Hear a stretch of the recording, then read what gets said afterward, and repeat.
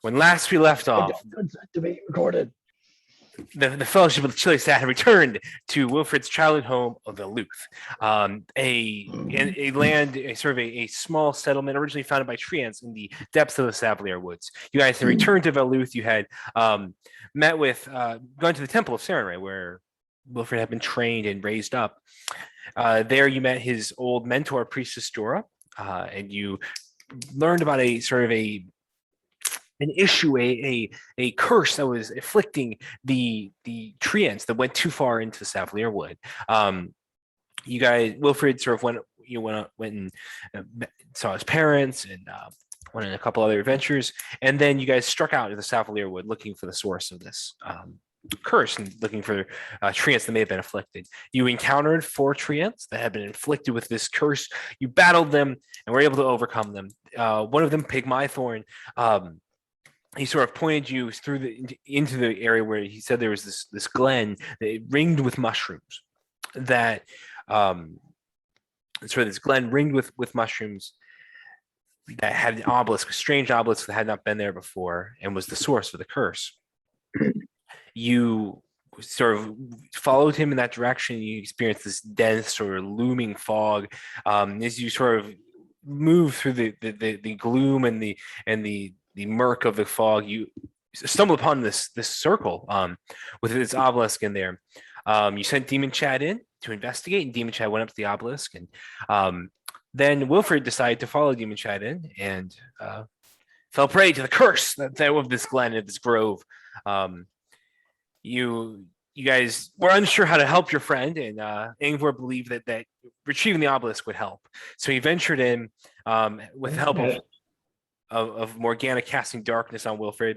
Wilfried overcame the darkness, and a battle broke out. A sallow, sunken, goblinoid creature you dropped down from sort of the gloom of the mist and began attacking Angvor as well. Angvor grabbed one half of the obelisk and dashed in the opposite direction. Karrik followed Angvor into the ring and was cursed as well. As the tide of battle turned against Angvor, Aurelia tried to teleport in to help him, and she was cursed as well. Where we had last session, we had the climax of the climax of the battle. Angvor was knocked out by Wilfried's spiritual weapon. As we begin tonight's session, Angvor, can I have you make a death saving throw, please? Got to start your turn. So, can I have Demon Chad go before me, because he is still up as my companion? Yep. Can he go? Yes. So I'd like him to take out my potion of healing from Angvor's sack and administer it to me. Yeah, he can do that. I have 1 potion of healing left. He can do that. So he will administer that potion of healing to Angvor for his turn. All right.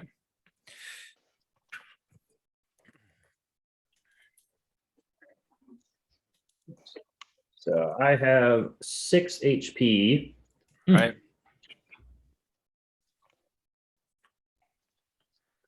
You are currently engaged with 2 hostiles, though. You gotta stand up. Yes. And the broom is beside you, but you'll take opportunity.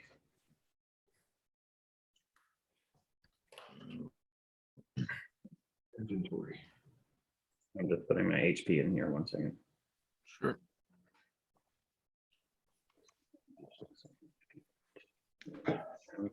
Not have death.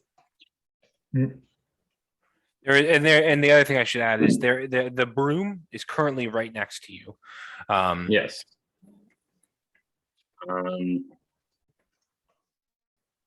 Has a flying speed of 50 feet.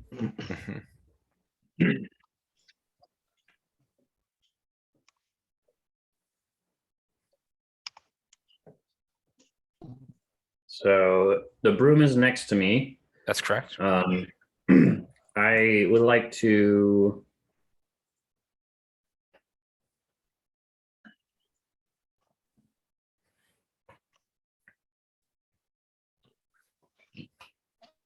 I can because I have my my trait for my tiefling, or I can cast darkness. I'm going to cast darkness on my on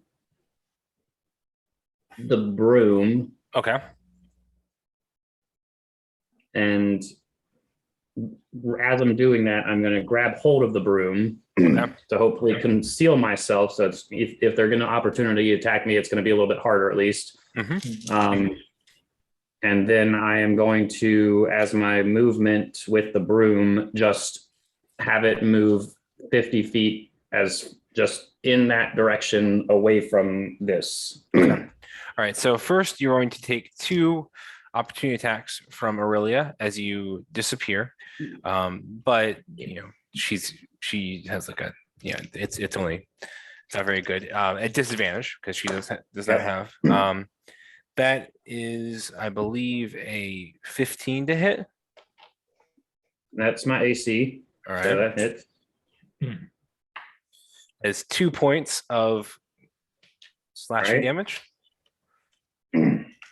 with her -1 strength. That opportunity attack isn't very good. And then the other creature will make an attack against you normally. Okay. Are you using the magical darkness? That's a 24 to hit. All right. And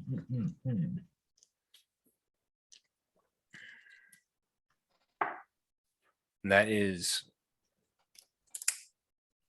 7 points of damage.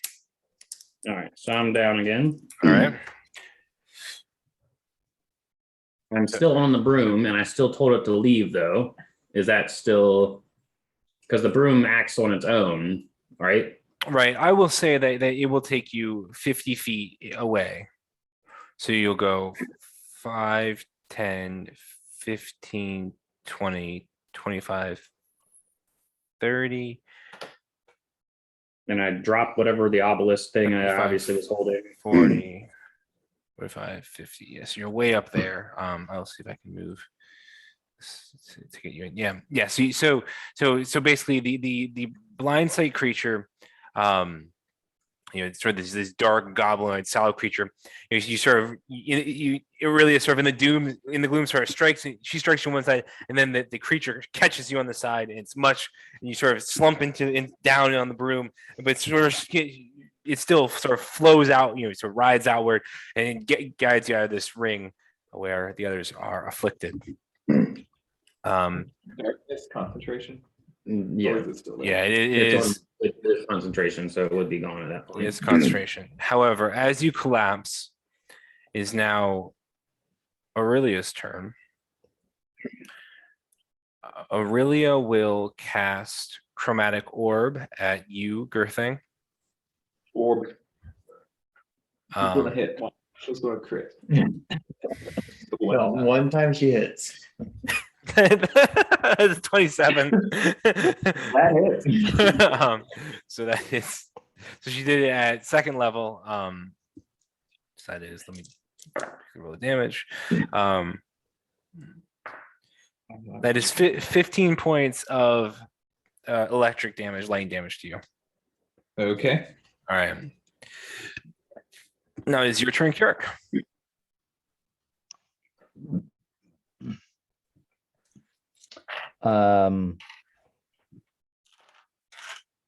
Cool. So the closest people that are hostile to me at the moment would be Gurthang and Morgana. That is correct. And that's 5, 10, 20, 30, 55. I mean, I can. Do I have any problem with leaving the circle? No, you have no problem with leaving the circle.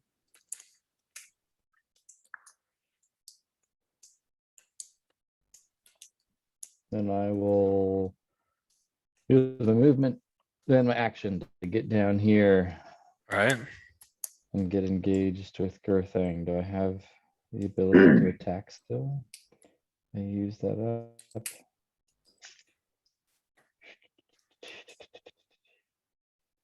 Already used second wind and action surge. Thank goodness.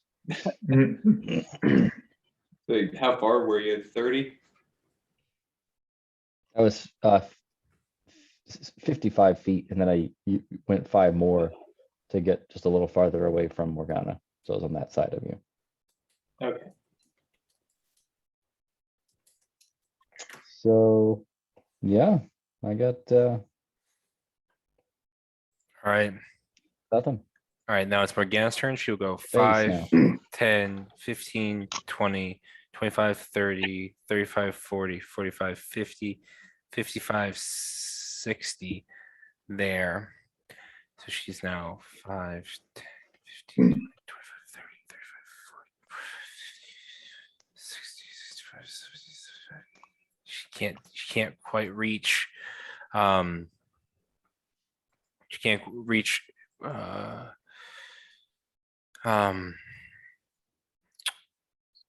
Angvor with her healing word. Yeah. That's all she can do. So she's running towards it. Now it's Gurthang's turn. Gurthang, what are you doing? Shoot. Is it action to disengage? Yes. I'm sorry. It's actually go ahead. Action disengage and run after Morgana around the upside. 5, 10, 15, 20, 25, 30, 35. So 40 gets me here. There's where I said, right? So that's 40 foot. Action disengage, 40 foot of movement.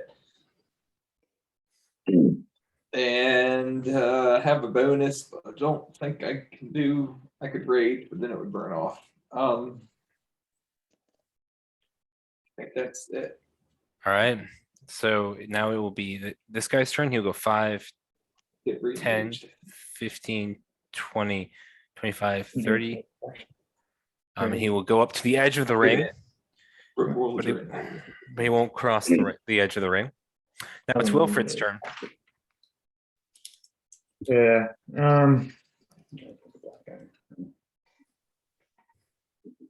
Seeing my Yeah. these guys run away. I guess I'll run towards and move my spiritual weapon towards 30 feet towards Morgana, which it's currently beside Aurelia. Mhm. I don't have dungeon fog on. What? For some reason. 10, 15, 20, 25, 30. So I move that weapon there, spiritual weapons there. Okay. Bonus action. 5, 10, 15, 20, 25. Let's go 30 there. And as an action, I will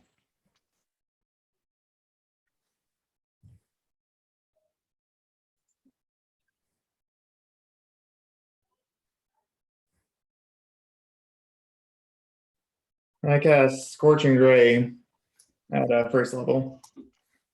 At who? I'll do 1 at Gurthang and 2 at Morgana. All right. So for the one for Gurthang, that's a 25 to hit. That hits. 8 points of fire damage. Okay. And then 2 for Morgana. The lowest one is a 21, surprisingly. Both hit. And a 26 for the other. Both hit. 7 and 7 points of fire damage. So you said 7 and 7? Yeah. You said 7 and 7, or Yes. so 14 total? Yes. Okay. All right. So you you move this sort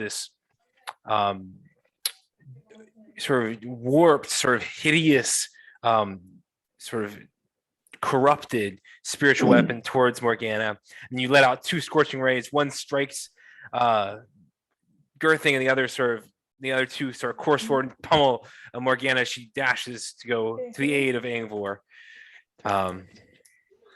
I said first level, but it has to be second because that's the lowest level it can be. Okay. So, which doesn't change anything. I'm just Right. letting you know.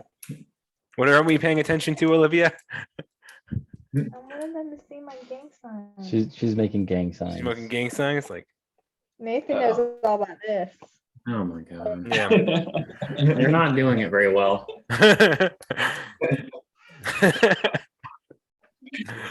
All right, and as Wilfried goes, you guys begin to hear that this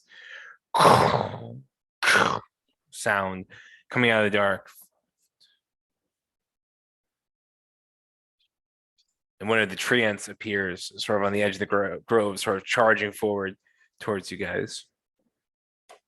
That's another thing, They're good trees now, right? probably.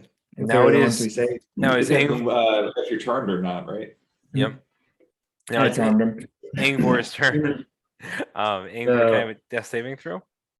I don't know what you would do. So Demon Chad is willing to let himself or absolve himself, and Mhm. if he could stabilize me, he has 10 hit points. I don't know what that is. So he would disapparate and become non-existent, and I would gain like either just stabilization or hit points, whatever you want to do with that. But if that would be something you'd be willing to do, where I would have to call him back again. I can't just get him right away, but he's basically giving his life away. So I don't think that's how does find familiar work.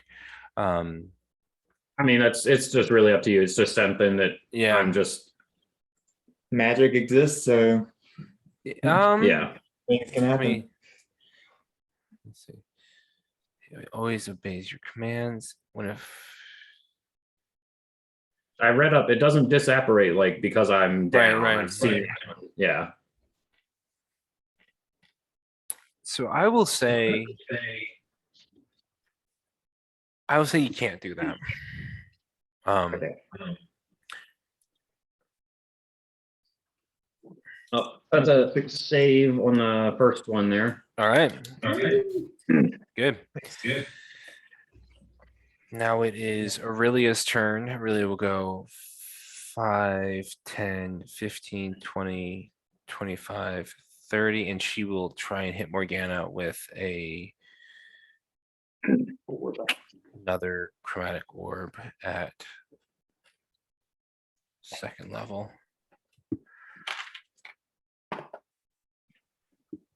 That hits. And so Aurelia does 13. Oof. 21 points of damage, fire damage to Morgana as sort of a chromatic orb sort of spirals forth in her hand, sort of this bluish greenish fire sort of strikes, and she chucks it at Morgana and strikes her, sort of burns at her. Now it is Karrik's turn. Karrik, what are you doing? I am still chasing after Gurthang, I suppose. All right. 10, 15, 20, 25, 30, An action to 35, Yeah. 40, 45, 50. I'm just gonna get in front of him. All right. Still can't attack, but I am Mm-hmm. in his way. Okay. Well, I didn't even think about an opportunity attack. Well, but so it was too late for that. you mean when Gurthang Oh, left? that's right. He disengaged. He That's disengaged, yeah. Yeah. Okay, that's right. I think technically I can attack you when you're in my range. But that's That's a reaction. yeah, but I'm not going to do that. Did he keep him up? That's all you can do, Karrik? Yeah. All right. Now it's Morgana's turn. Morgana is going to go 5, 10, 15. So she's moving sort of around your 20, 25, 30, 35, 40, 45, 50, 55, 60. Yeah. And I think she is now within range of you, Angvor.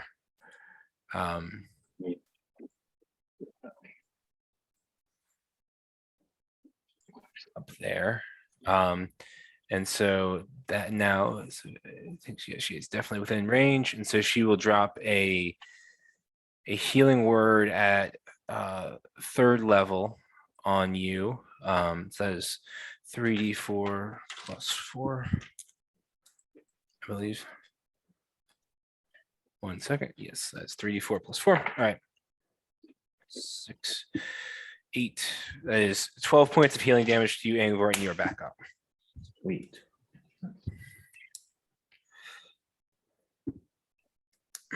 So yeah, she sort of darts around after taking this massive, sort of chromatic orb from Aurelia. She sort of darts around and begins to sprint towards you.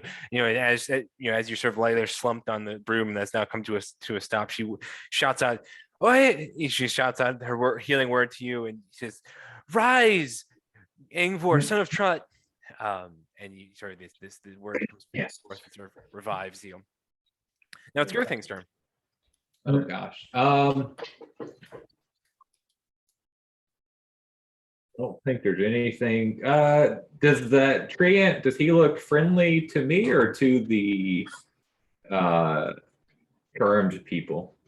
Make a perception. Can I tell? Make a perception check. Sure, that's fair. 15. 15. Okay. So as you look back, you recognize this treant, actually. This is Pygmythorn.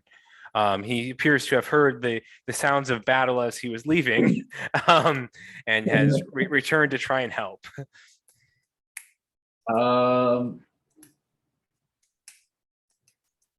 Yes. I could try to hit that guy. That guy looks pretty bad. The demon guy.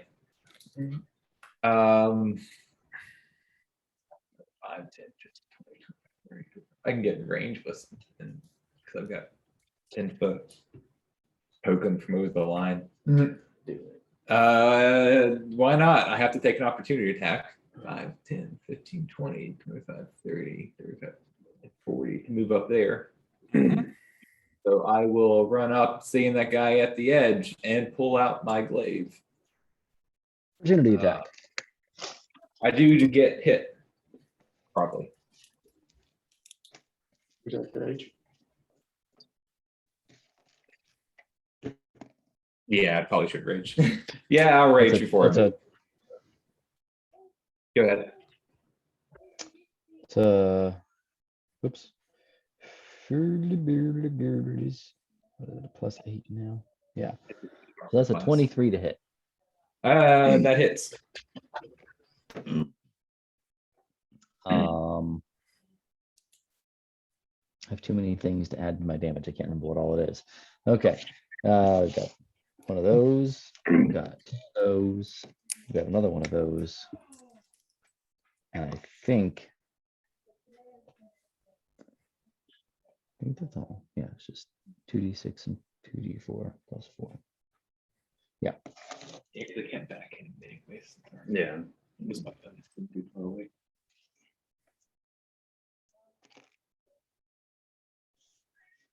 That's gonna be 15 points of bludgeoning damage and 2 points of fire damage. Is that attack as well?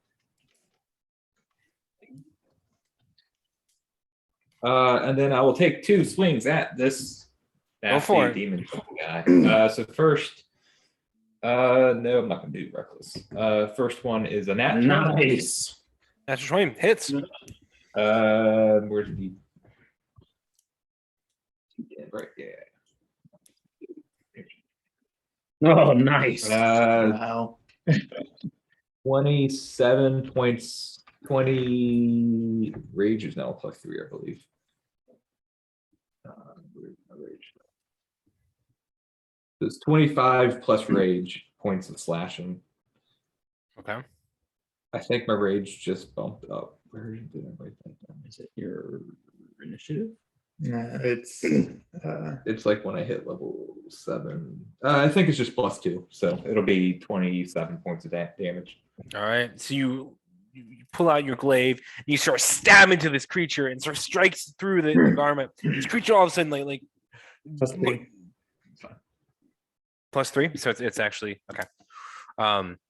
And sort of like he looks like he's like grievously wounded. He looks back at you, take another swing. Next one, I should have reckless. No. No, that's a 12 to hit. That misses as you swing Yeah. again. Now it is his turn. He That's looks at everything. he looks at you. He appears to want to go attack you, but he like goes into the edge of the mushrooms, sort of fairy ring, and he doesn't appear to be able to cross the ring. And he sort of turns around and sort of darts back towards the center of the grove, away from you, so you can't hit him again. Oh, great. 5, 10, 15, 20, 25, 30. Back here. I have that written down. All right, now we're back to Wilfried's turn. Uh,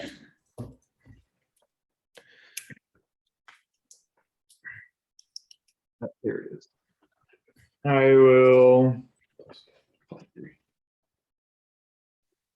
There's treants coming into view.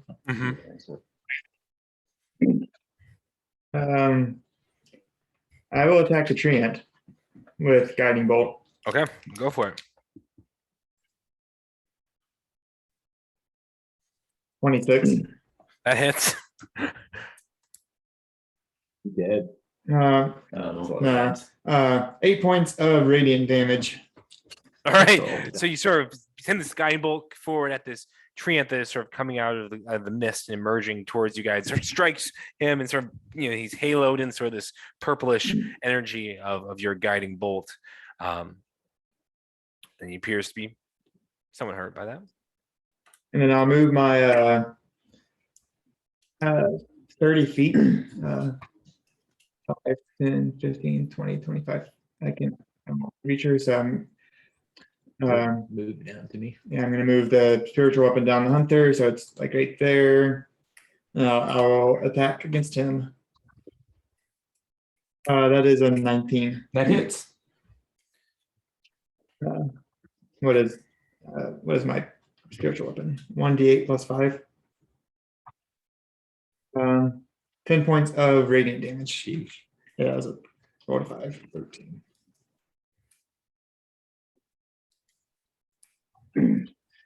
Special. Ocean. Right. And I'll ready? move down towards the treant. Okay.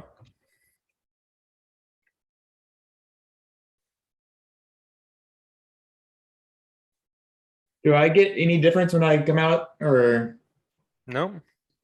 okay? That's it. So now Pig is my thorn's turn. He will go 5, 10, 15, 20, 25, 30. And he will lean down and begin to pick up a boulder. He'll spend his action picking up a boulder. Ass cleanse curse. Now it is Angvor's turn. I see the hit that I'm standing up, shaking off whatever I can, spend half my movement standing up, looking around, and after Morgana healed me, I see Gurthang hit this demon in the middle, see that he can't leave the middle, and focus 2 Eldritch Blasts on that thing there. Okay, go ahead and roll. One is a 13 and one is an 18. The 18 hits. Is 11 points of damage. All right. So as you sort of let loose one of these Eldritch Blasts, sort of flies forward, sort of strikes the creature and just explodes into ash and sort of sprinkles all around. And now I need everyone outside of the ring to make a charisma saving throw for me, please. Is this being frightened? No, I'm sorry. No. Everyone who was under control, who was outside the charisma. So Karrik and Wilfried, I need you guys to roll, and probably Aurelia as well. I need you guys to roll charisma saving throws, please. Uh, 11. 11. All right. Karrik, would you roll? Special for this, do I? No. And that was a great roll. Oh boy, you ready for this? This is a 4. 4. All right. So Wilfried and Karrik, you guys are still under the sway of the curse, but Aurelia begins to hold her head and sort of leans forward, and sort of her eyes begin to clear up, and it appears that sort of the curse begins to fade from her eyes. Solid. Now it is Aurelia's turn. Aurelia will go forward 5, 10, 15, 20 to get away from the ring, and she will cast. Let's see how many people can she get with that. She will cast. All right, so what she will want to do is actually she will go towards you, and she will cast invisibility on Gurthang and Aurelia. We gone. Literally. Delete. Delete. I didn't delete you guys. There's a concealed option, but Yep. Got set to the shadow realm. All right. Jimmy. now it's Karrik's turn. Karrik, what are you doing? I will also say, when you killed the creature, it sort of poofed into sort of nothingness, and you guys could hear this sort of this high resonant hum coming from the general direction of the center of the sort of sacred circle. Hmm.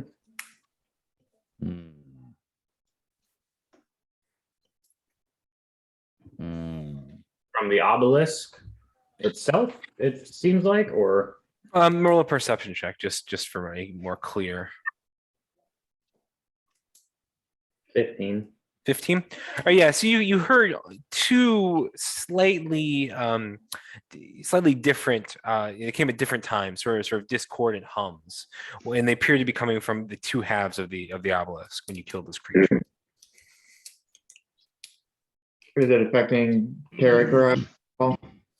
Oh, that is actually what allowed you guys to make you guys sort of held your heads. Okay. And that's what the charisma saving throw came from. All right. But I'm still under the effects, Right, that's correct. and everyone else is way too far away for me to reach. But this big tree ant guy looks like I could maybe catch up with him. Looks like he's kind of headed in my direction. So Almost. He's just gonna lay it down Yeah, on I'm top of you.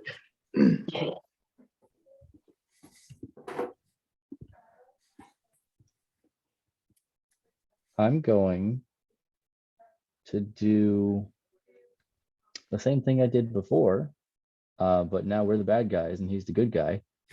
I'm gonna move to that spot instead, and just ready in action to attempt to deflect any rock thrown toward Wilfried. Okay. Because I know that Wilfried he gets me. He gets why this obelisk is so important. Yeah. And I don't want him getting hurt. All right. We're Sounds taking good. one, brother. Now it is Morgana's turn. Morgana is going to go 5, 10, she can't see, 15, 20, 25, 30. Down here, she can't see Aurelia or Gurthang. And so she will. Fireball.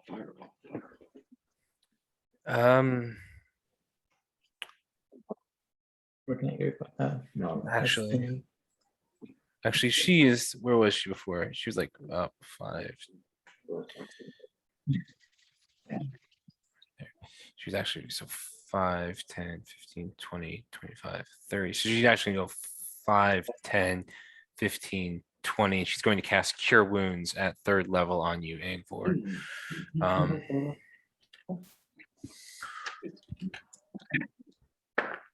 So that is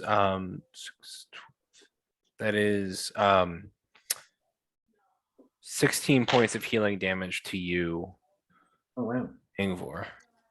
Pretty good. And that will end her turn. Now it's Gurthang's turn. So Gurthang, although you're invisible, you are right I get sneak attack, right? No. here. Become rogue at this moment. I am become rogue. I don't know really what to do here.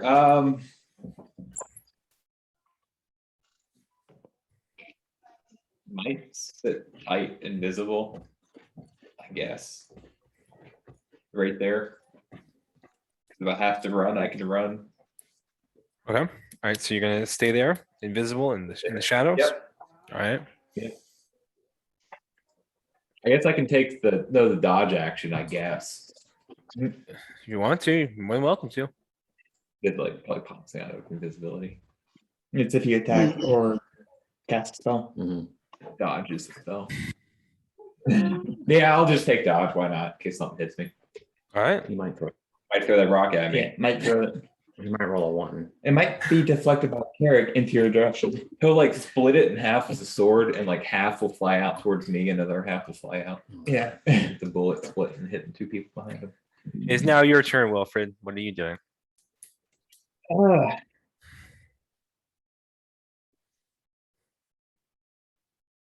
Let's see. I only have, I think I'll cast another guiding bolt at this guy. All right. So it's You have advantage because you Yeah. were the last person to hit him. yeah.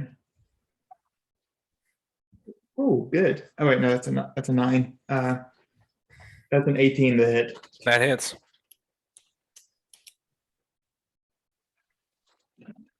Lots of 2s. 10 points of radiant damage to him. 10 points of rain damage. All right. And I will move in 5, 10.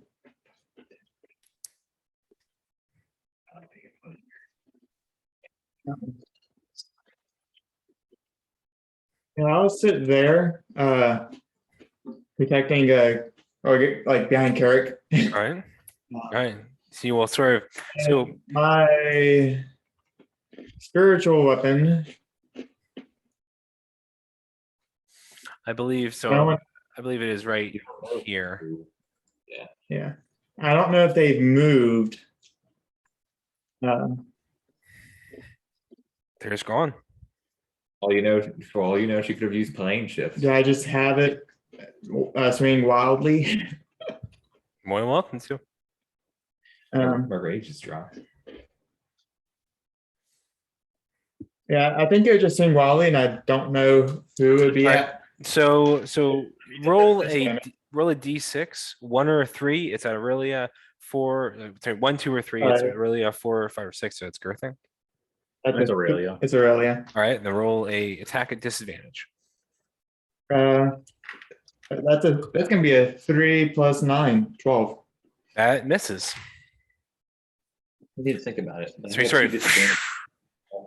of swing at Aurelia, so where the place where Aurelia was, and just sort of passes through the empty air.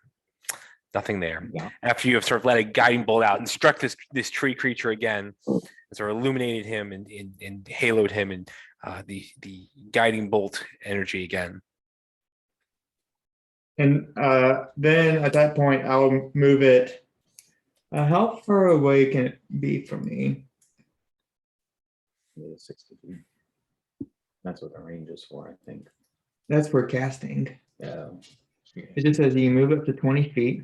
I don't think it has a range. No, the range is 60 feet. I mean, still. like it has to stay within 100. Yeah, there's no like it has to stay within like 60 feet because something's like if Like it goes you- beyond this range, it loses. Well, yeah, but I mean, I would assume that the 60 feet is that range. Does that mean you could Because cast it? It doesn't and say anything. step into a teleportation circle and then just be like Yeah. Come So on. how would you? I mean, I don't know. I don't know. I move it 20 feet down, just towards us. All right. So yeah, it's just somewhere in the middle. All right. So now it is Pygmythorn's turn. He will pick up his giant rock. He will look at sort of he will look and he appears to be looking for the sort of the creature that Angvor just killed. He sort of looks around, looks at you guys. He will make an attack at you. Karrik, Cool. remind me again how we did the rock attacks. Is that a I don't disadvantage? recall exactly. I feel like he made an attack roll, and because he hit, like, then I made an attack roll to try to hit it. That sounds to, right. to hit the Yeah, rock. that sounds right. So I'll roll for It him. was like if That's if a he hits, 21. then I have to. That's that a hits, 21 yeah. to hit. So why don't you roll an attack? And I rolled a 25 All right. against it. So you sort of he hurls a rock at you and you bring down your maul and you sort of smash this boulder in half. Sort of the shrapnel sort of sprays around you guys. So can I have you and Wilfried make a maybe not Wilfried. You can have you make a dexterity saving throw, please. Karrik?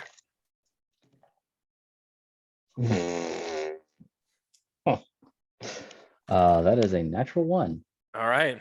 plus 6 plus my d6, which was a 6 plus. I don't have great dex. It was just 2. Yeah. So 9. All right, so that is 9 points of, I'll say, piercing damage as sort of the shrapnel of the boulder sort of explodes around you, sort of spraying you in debris.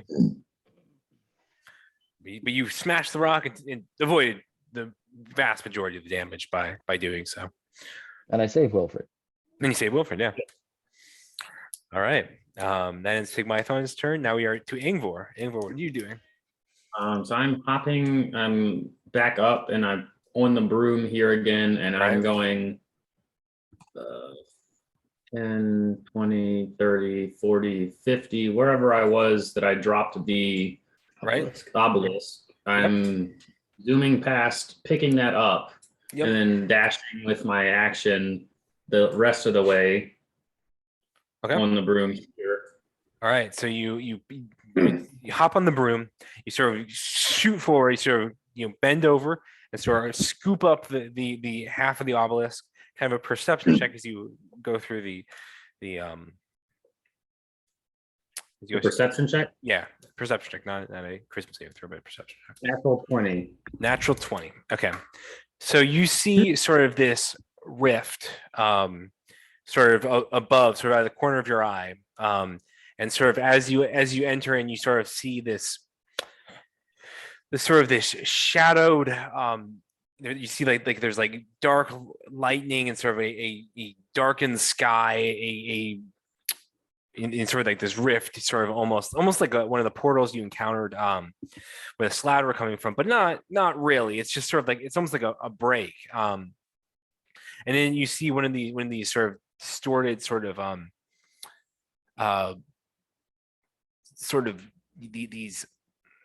these haggard, sallow, goblin-like creatures sort of peering down from the top of it, and as he begins to come down, he's sort of looking down at you as you sort of enter into the obelisk, enter in towards the center of the grove, Yeah. and pick up the obelisk, and then head towards where the obelisk stand was. Yep. And so my intention is to put the obelisk back together. All right, but that will have to wait to your next turn. It is now Aurelia's turn. Aurelia will actually follow you in, but you probably don't know this. So she will go. She is right here, and so she is invisible, but she will go 5, 10, 15, 20, 25, 30, into the center of the ring. Is actually she will go 60 feet towards you. 5, 10, 15, 20, She's right next to you. She's right next to you. So you feel that this rush of air as somebody sort of moves up next to you, Angvor.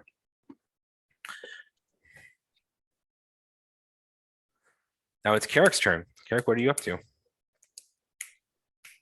Yeah, am I at all aware of Angvor heading toward the obelisk? I mean, obviously my back is turned toward him, but Mhm. I know I have some kind of connection to it. So would I have some kind of intuition that someone is interfering with it?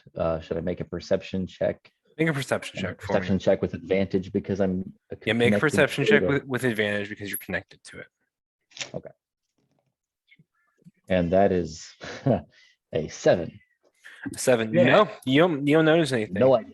Yeah, Seven? you're sort of zoomed in on this tree ant creature in front of you. Cool. Well, then I'm gonna do that. I'm gonna hit that guy.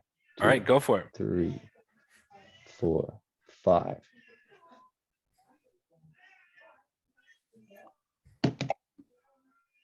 That's a 20 to hit. That hits. Hmm.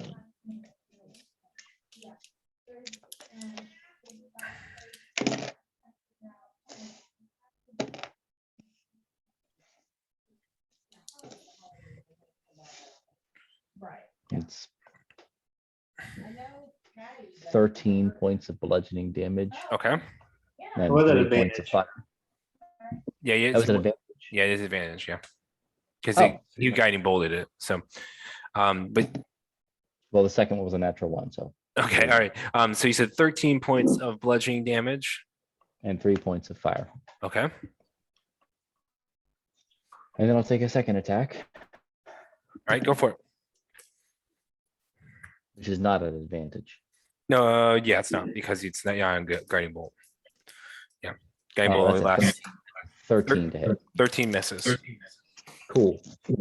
So as this creature sort of haloed, you sort of strike into it and sort of slam into its side. Your maul sort of sweeps through the air, cutting through the mist, or strikes into the creature, and then it sort of pummels into its side. Sort of a burn, sort of char mark appears on the tree ant's side as you strike it. It looks down at you in sort of pity and sadness as you strike it, and you sort of swing again. And sort of the now the guiding bolt is faded. Your eyesight in the gloom is not quite as good as you swing wide and sort of slip as you sort of swing forward and sort of arcs underneath this tree and creature's side and does not find purchase.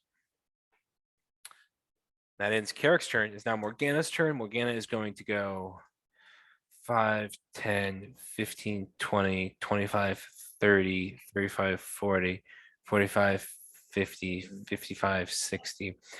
And she's going to say, "I'm so sorry, Wilfried." And she's going to send a guiding bolt at you. Okay. So that's a 25 to hit. I miss it. Oh, really? Okay. Yeah. So that is 20 points of radiant damage as it strikes you. Cool. And I am glowing. And you are glowing with sort of a pale yellowish energy around you. As sort of she runs forward and sort of sends out this guiding bolt and sort of strikes you and blows you back. Now it's Gurthang's turn. Gurthang, I will show you where you are. What are you up So I to? don't know where Aurelia went.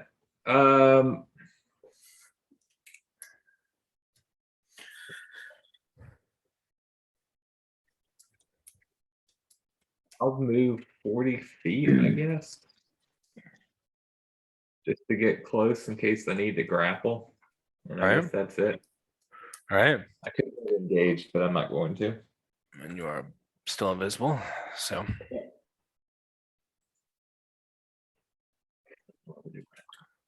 yep. So yeah, so they don't see you there. It's that's all you're doing, Gurthang? Yep. All right. And so then for Wilfried, or sorry, then this sort of this haggard, sort of twisted, sort of almost goblin-like creature sort of begins to come down out of the mist at you. again, Angvor, sorry, I was trying to think of the name. So 1 second while so he sort of appears here.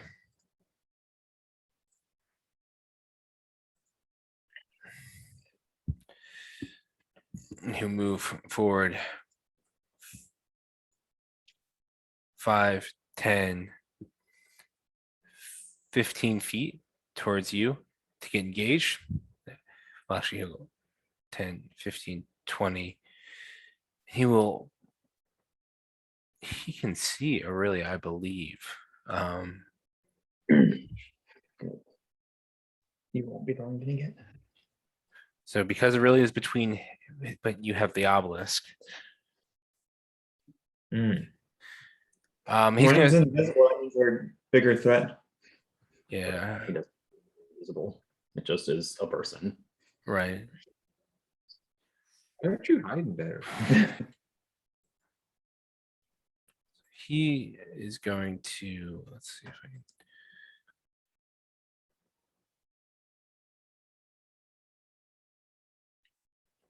Yeah, he's gonna hit you, Angvor. All right. So that is a 2. So that's a 12 to hit.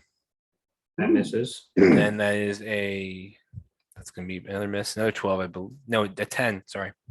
That misses. So he sort of swings twice with his sort of blade, sort of at you, but you can't quite find purchase. And it's his turn. It's now Wilfried's turn. Cool. I will move up so that I'm within range of 30 feet of the treant. Okay. And then I'll cast a channel divinity, Radiance of the Dawn. All right. Oh, do I see that? I don't see what's happening back there, do I? You are welcome to roll a perception check with advantage. With advantage? Yeah, because you have a connection to the obelisk. Natural 20. All right. So you as this creature sort of comes down, you sort of hear this humming and you know instinctively, unnaturally, supernaturally that there is sort of this threat. And you turn around and there is Angvor again holding one half of the obelisk. So is my thing protect the forest or protect this obelisk thing? Protect the obelisk.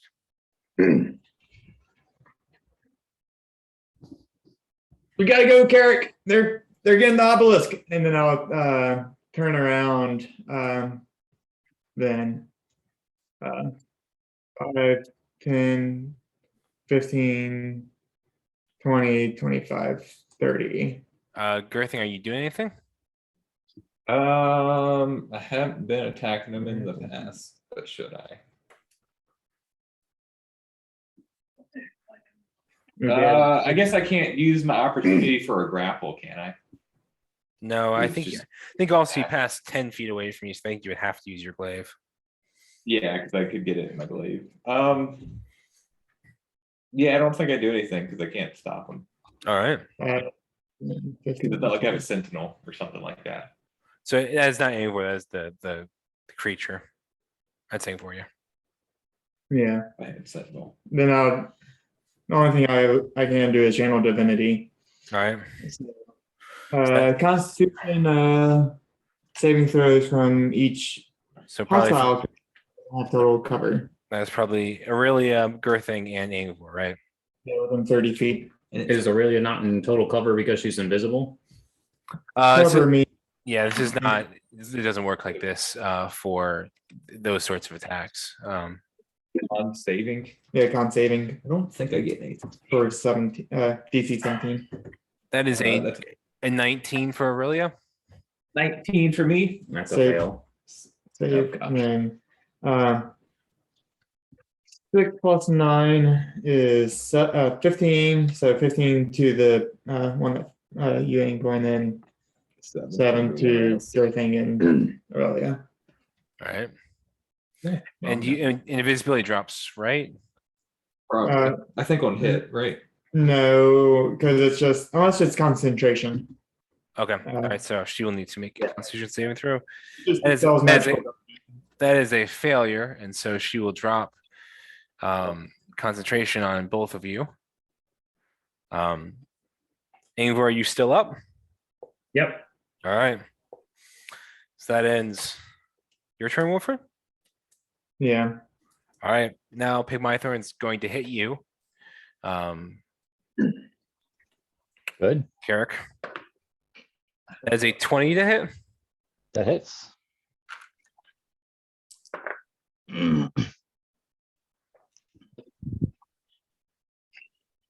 That is 17 points of bludgeoning damage to you. And I'm down. All right. So he will go 5, 10, 15, 20, 25, 30 around. As Karrik is now down. All right. And now it is Angvor's turn. Angvor, what are you doing? I'm going to put the obelisk back together. Okay, so you put the obelisk on top of the other one, and then what are you doing?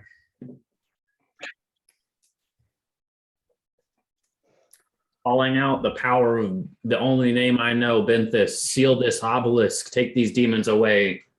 Okay, all right. Roll a D20. No, roll a D10 or a D100 for me.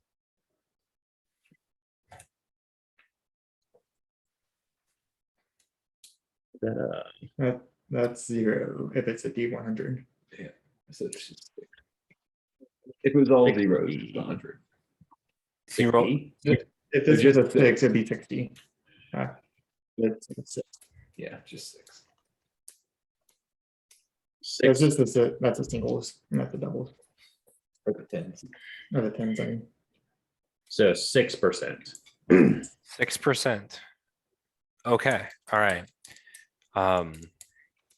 So as you sort of call forth on Benthus and sort of try and hold the obelisk together, sort of hold it and sort of you try and channel the energy. You feel this well up in your stomach, and nothing happens. You sort of stand there staring at it.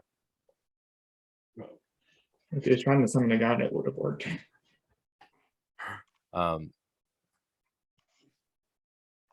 Now it is Aurelia's turn. Aurelia is going to, what could she do? Use that, sure, use that. She will cast Chromatic Orb at 5th level at this thing. That misses. She sort of pulls forth this Chromatic Orb and sort of hurls at this creature and sort of just steps aside, sort of arcs forth this massive ball of acid energy, sort of scorches the fairy growth, and nothing happens. He just doesn't find it's an hit. Now it's Karrik's turn. Karrik, can I have a death saving throw, please?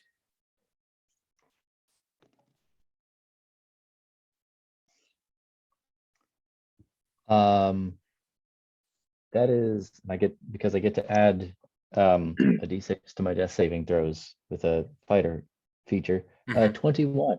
So I come Nice. back with a hit point. Oh boy. So you come back. But is that at the end of my turn or the beginning of my turn? Beginning. Yeah, beginning. I believe we've been over this. Beginning. All right. So you pop back up.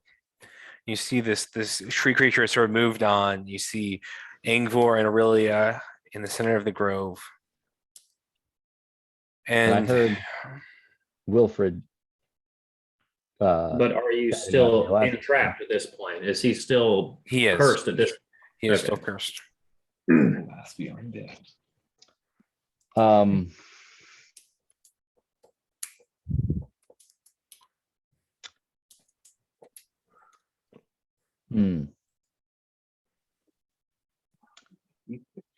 Yeah, I see that they're messing with the obelisk and just everything in me, even things that I didn't realize were in me, is like I need to get there immediately.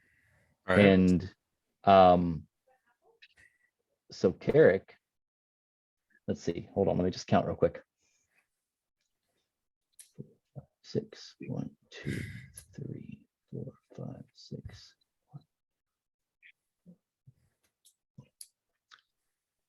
4, 5, 6. 1, 2, 3, 4, 5, 6. 1, 2, 3, 4, 5, 6. Who's this is Morgana? That's Gurthang. That's Gurthang.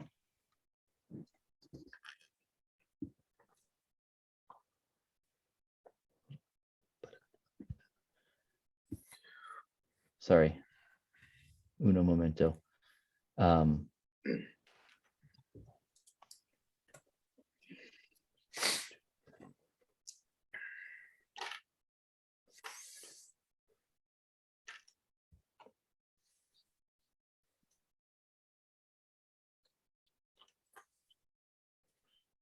I will.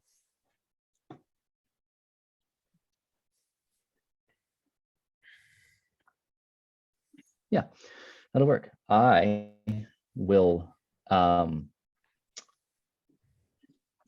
suddenly disappears in a puff What is he talking about then? of fog and reappears right here. No. And then we'll use action and movement to go 1, 2, 3, 4, 5, 6. Movement and 2, 3, 4, 5, 6 action. All right. They sort of as he sort of pops back up, he sort of stands back up, and you can still see the black lines extending from his eyes. And he sort of rushes forward. He sort of poofs into a puff of fog, and then reappears to the side. And sort of, Gurthang, you look, and it's just disconcerting. And then he bolts forward. He sort of charges into the fairy ring, pushes past Wilfried, and then arrives right on the other side of Aurelia, now flanking with the dark creature. Although if I was prone because I was unconscious, then I would be get half. altered. Yeah, it would be half movement. Would that be? So you need to use half your movement to stand back up, even after you use that particular ability. Right. So I would get 15 feet of movement, but I would still get 30 feet for my action. Yes, that's correct. Okay, so just move back 15. All right. And now it is Morgana's turn. Morgana, let's see. She is out of spells. So she will go 5, 10, 15. I think she's 5, 10, 15, 20, 25, 30. She will cast Sacred Flame at the creature. That's within the questionable range. That is a failure on the dexterity saving throw, and so that is 2d8. Yeah. Okay, so 2d8 on this creature. That is 7 points of radiant damage.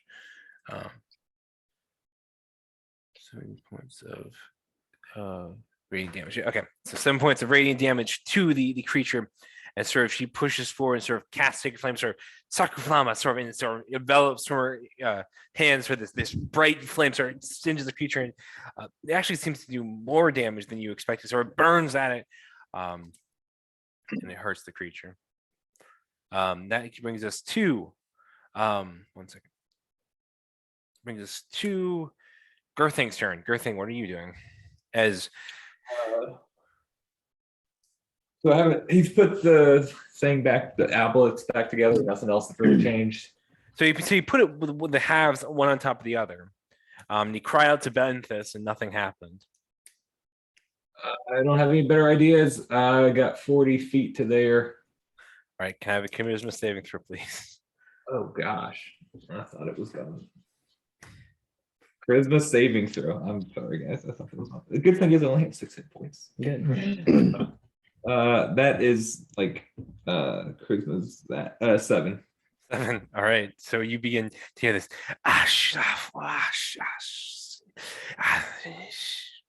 Sort of coming in, and you begin to feel this supernatural urge to defend the obelisk. And now you are also under the sway. All up to you, Angvor. Now, all right. So now the creature is going to take a swing at Aurelia, and that will hit. Sorry. That will hit. So that is. Oh, because Morgana stayed out. I thought she moved in for some reason. Aurelia moved in, but Aurelia moved in. Morgana After didn't. she's been cured. Right. Yeah, after she was That's saved. where. 4 points of damage, and then he will. That is okay. All right. Crap.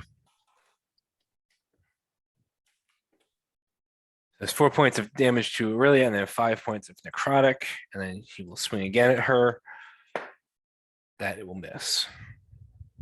All right. So he slashes once, or strikes Aurelia, and he slashes again. And now it is Wilfried's turn. Wilfried, what are you doing? Does the tree get to go? He goes after you. Yeah. He goes after me. Mhm.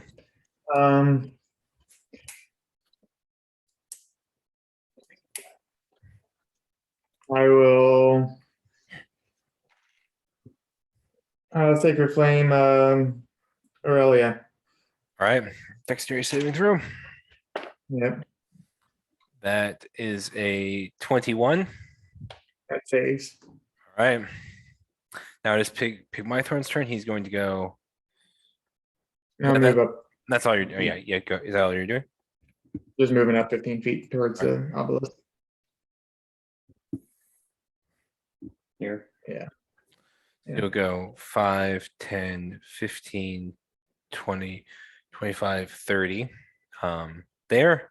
He will begin to sort of move into the circle. That is all he's going to do. Oh, no, he'll actually go 5, 10, 15, 20, 25, 30 into the sort of the center of the circle.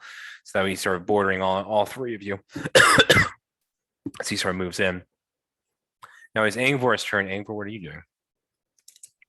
So I obviously have nothing else I can do at this point but cry out in utter belief and prayer and agony. And so I will cry out so Demon Chad's going to help me. He's going to obviously assist in crying out. The connection with Benthus hopefully will be strengthened with him. And I will get on my knees, lean back, and just cry out to him. And when it happens, like I'm talking like the tentacles are coming out of my hands, tentacles coming out of my face. Benthus is essentially like I'm embodying Benthus right now, Right. crying out, just send these demons back to whence they came, seal this obelisk, take this curse away. All right. Roll a D100.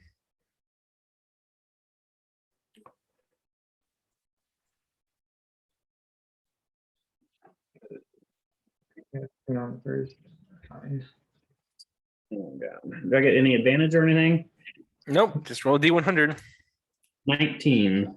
19. All right. So you cry out in sort of this swirling mist, which is turning into a subtle rain. It sort of pours down on you. You cry out to Benthus. And no help comes. So as you sort of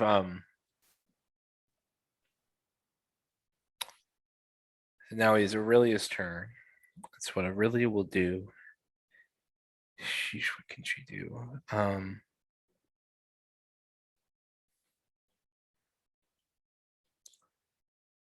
She's going to cast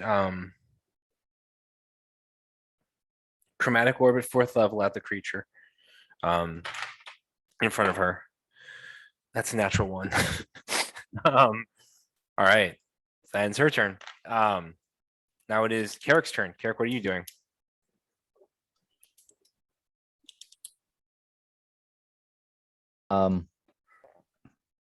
What am I most concerned about?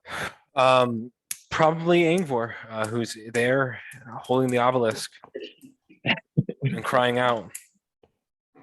Although you could be, I mean, it is a little bit up to what you think Karrik would do, since there is a giant tree creature in the middle and there's also Aurelia.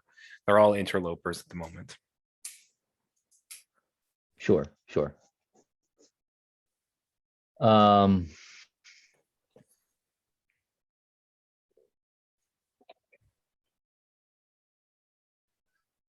The forest. Has it? I see Wilfried, you're engaged with the tree ant. Did you do anything to the tree ant? He's not glowing again this round or anything? Okay. But you are flanking with Gurthang though now. Oh, that's right. Gurthang's on my side. Cool. Yeah, I might as well take down the tree guy. All right, go for it. But then again, like when I heard that he was back dealing with the obelisk, that was kind of like, I don't know. It just feels like there's kind of a single-minded focus right now. So I'm gonna do that. Do I have to walk around the obelisk? Is this close Yeah, enough? you Do would I have you would have go- to walk around the obelisk. Okay, let's 10, 15, 20, 25. I can't even get to Angvor. Right.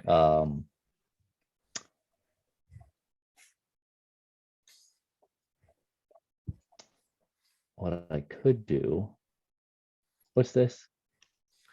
What? What is this? That is the sallow sort of goblin-like creature. Okay, He's currently on So- our side.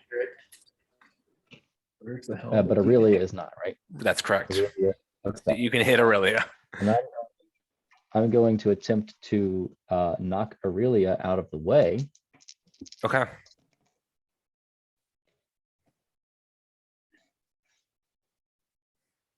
I don't have any pluses to my attack, right? It's just a regular straight roll. You have advantage Okay. since you're flanking. Uh, Yeah. Right. 14 to hit. 14 misses.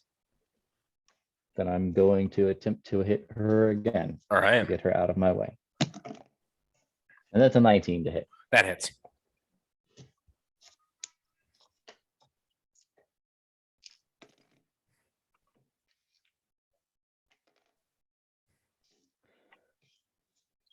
And that's going to be 12, 16 points of bludgeoning and 4 points of fire.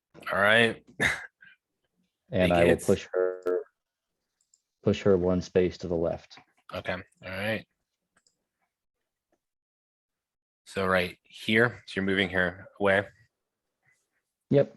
All right. So you sort of And swing. then just stepping into that space to engage with Angvor, All right. although I can no longer attack. Right. So you sort of rush forward, you sort of swing once, and you sort of have difficulty avoiding hitting the obelisk and Wilfried. But then the second time you do find around, you sort of strike Aurelia, you sort of move her out of the way, dealing massive damage. You sort of move towards, and now you're towering over Angvor, sort of leering at him. Now Morgana is going to cast Hunter's Mark at the yeah, she's going to cast Hunter's Mark at the guy, and she's going to shoot him twice at the sort of the goblin-like sort of creature, and she's going to shoot him twice. So the first one, that is a miss. I'm almost certain. Yes, that's a miss. With a longbow, I think. Yeah. And then the second one, that's another miss. She sort of lets two arrows fly, sort of skim off into the dark. Now it's Gurthang's turn.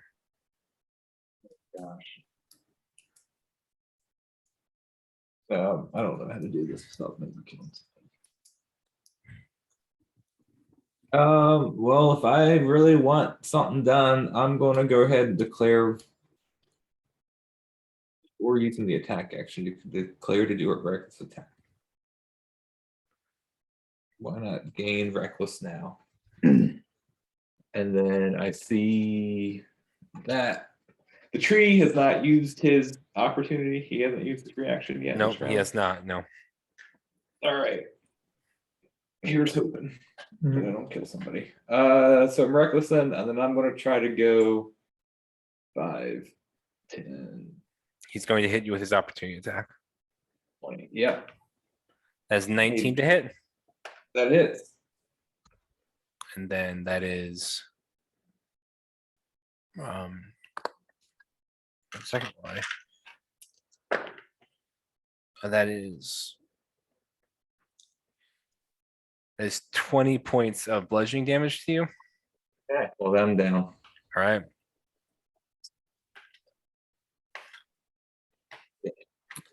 And now it is the tree's turn. The tree is going to go 5, 10, 15, 20, 25. So he's going to get up here and he's going to hit the creature. That hits. That is 19 points of damage. And then he's going to hit him again. That misses, I believe. That ends his turn. It's now Angvor's turn. My turn. Wilfred's turn. I'm Wilfred's It turn. was I'm sorry. Wilfred's turn before the tree's turn, technically, but Right, you're right. You're right. Yeah.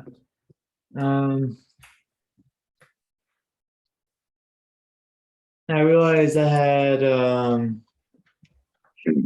speed range for Sacred Flame, so I'm move back 5 feet and hit go for Aurelia again. Aurelia? Okay. That's probably a save. That is a 17. Just saves, yeah. All right. I actually skipped 2 people's turns. I also skipped the Darkling, sorry, the creature's turn. And I'm going to hit. He's going to hit one at you, Angvor, and one at Aurelia. One at Angvor is a 16 to hit. right? That is 5 points damage. Okay. He's gonna hit Aurelia. That's a natural 1. All right. Now it is Angvor's turn. My apologies for getting that wrong. I've used every single one of my spells, all the extra spells, all those traits, all the features. All the same. Everything.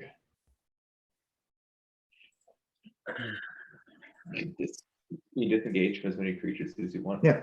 Yeah, it's just a simple disengage action. That's not going to help at all. Yeah, they got ranged attacks. Dodge. I'm going to use my action to try and hit the creature Go and for it. have my bonus action to continue praying. Right. So both are going to hit. There's You a do get advantage. 25 and a, Both hit. Yep. yeah, they both hit. Yeah.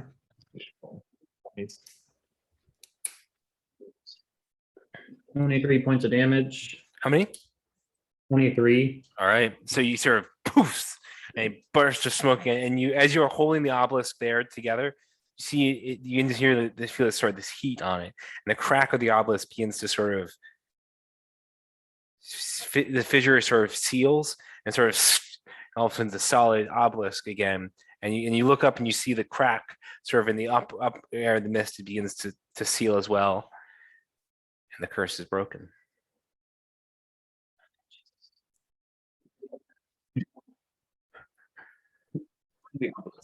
So the rest of you guys come to your I don't senses. know. I mean, I don't know. So, I mean, I'm obviously. Do we remember what we did, or is it like a? Yes, you have regret now. Yes, you remember and feel really bad. As soon as I can, I'll run up and That's a failure.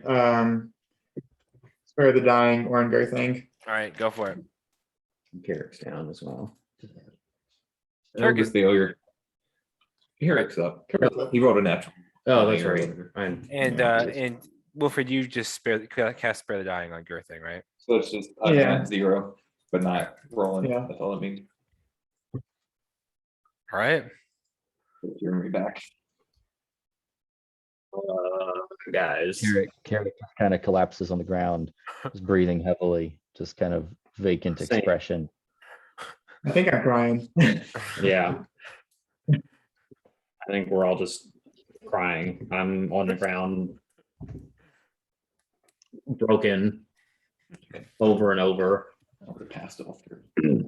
Aurelia sort of gingerly steps over the ring of mushrooms and in and arrives.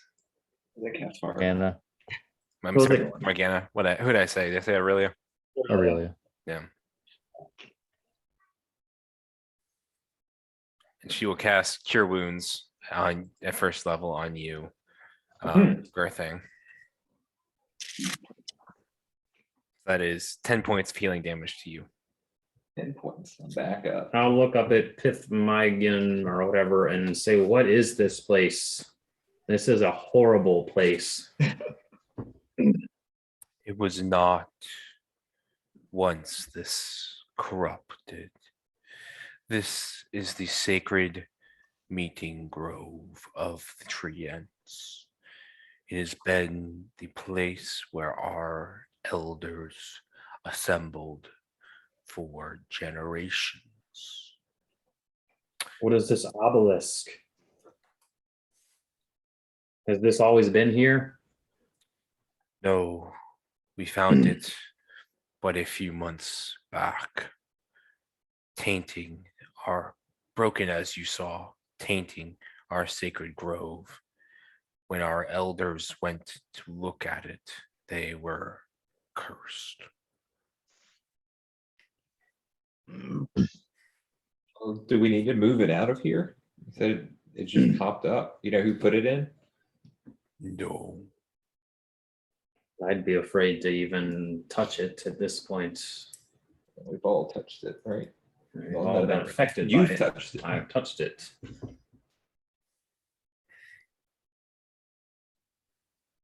Well, it seems making it whole again has abated the curse for now, at least. Yes, it may be this obelisk was a prison for whatever magic afflicted us. Does it look like there's any way to move it, or is it firmly rooted in the It ground? is not firmly rooted. It does look like it can be moved. It may take several individuals. This is a big obelisk. You know, probably one treant or two of you guys could probably move it. Can I give it a good look over to see if there's any scrawling going on? Sure. Make an investigation check. Investigation. That's not too bad. It's intelligence. That's a 16. 16. All right. So as you begin to look over this, this sort of jet black obsidian obelisk, there is a writing on it. What languages do you speak, Gurthang? Probably less than what, or more than I read, but Common and Draconic. Yeah. All right. So those are the only ones you can read. It's not neither of those languages. It's the language you don't know, and sort of scrawled up and down in these straight lines that sort of parallel to sort of the planes of the obelisk, and they sort of look like different. They are a script, but they are not quite as repetitive as sort of common or draconic or elvish or some of these other more common languages in Wildmount. Yeah, does it look similar material as that dragon helm or the devil helm that we had? Make a Or is like no, not really. No, it doesn't really look the same. No. it's got these markings on it now that we're not killing each other. I'm not sure. I mean, I don't know if they look infernal or not. So yeah, Demon Chad did take a look at these markings, these writings, and he could not right, could yeah, not read them. Yeah, that's right. And you, think since I might. you saw it through his eyes, Yeah, I what do you know is Yeah, you would the same know it thing. as well. Yeah, Didn't we used to have helmet? yeah, I Yeah. have it right here. Oh, well, Yeah, But that's a tune to it, right? no, I don't think this no, one's. you in just it. have to put your hand. Oh, that's the helmet Devil Command. Oh, it does. No, there's require- one with comprehend languages. Unless we Yeah. sold it. I don't remember that one. That's not. I gave it- That's not it- reading. That's making- No, you can like put your hand on it Oh. and like understand it. Or like if you spend Does- time. Does it look like it's built with any kind of, built-in way to hold it like handles or anything? Any No, place to so get this is basically a onyx, generally crystalline structure, sort of obelisk. It doesn't have a point in the bottom. Basically, it's a kind of like the Washington Monument sort of thing, right? Yeah. But it does have sort of a stand that it's standing in, right? But other than that, it's no handles, no But, really. it could be, leaned on its side and carried Right. lengthways by a couple people, maybe. Yes, absolutely. Well, we could maybe Pith Migan, you could help us take this back to the church, and we could have Wilfried, maybe you're Maybe leave it there for safety. Maybe we should. take control of it or destroy it in a safe way. They seem to. Yeah, I wonder if it's safe to move. I mean, it seems like if it was broken, that's when the curse was released. But yes, I mean, I for one am not one to want to go through everyone being cursed again. It was not fun. You No, all are very powerful fighters, and it's great to be on your side. But when I am the lone one not on your side, it's hard. You are my friends, and I don't want to hurt you, but also you're killing me. Yeah. I'm gonna start casting detect magic creature. Those memories are gonna haunt me for years. Yeah, me too. How long does detect magic take? Ritually, it takes about 10 minutes. Okay, all right, yeah. All right. Heidi has entered the chat. Cecilia. Oh, I'm sorry. Cecilia has entered the chat. My apologies. Heidi's 3 years old now. I'm so sorry. Just daughter of Ben. That's all, Then spawn. She doesn't even look like Heidi. She looks like Viviana.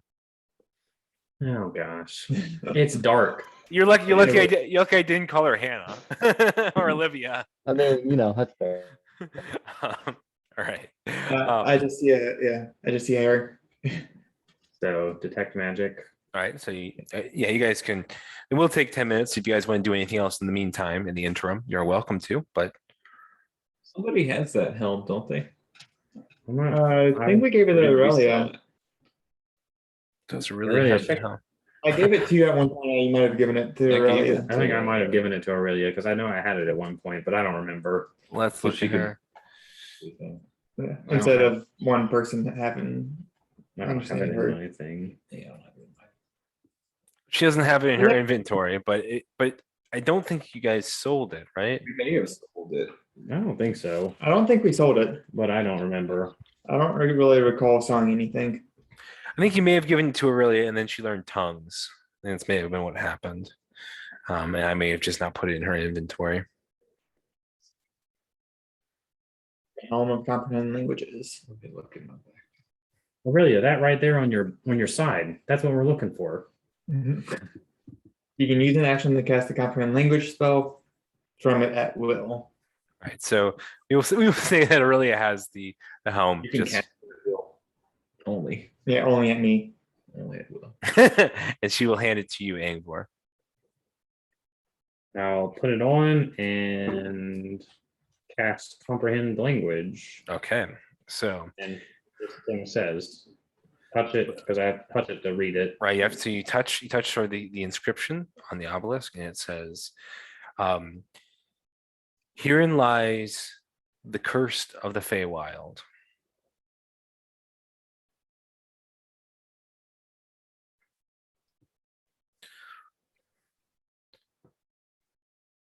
Okay. The abominations locked beyond time and space,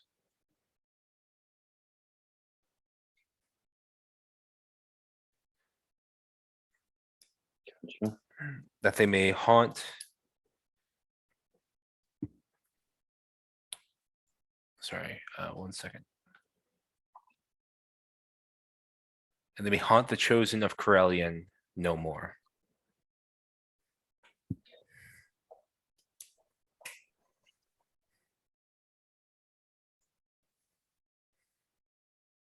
Herein lies the curse of Feywild, the abominations locked beyond time and space, that they may haunt the chosen of Corellian no more. As I just read it out loud. Mhm. Huh. I have no idea who the chosen of Corellian are, and have only heard tale of the Feywild. Another puzzle, right? Abominations.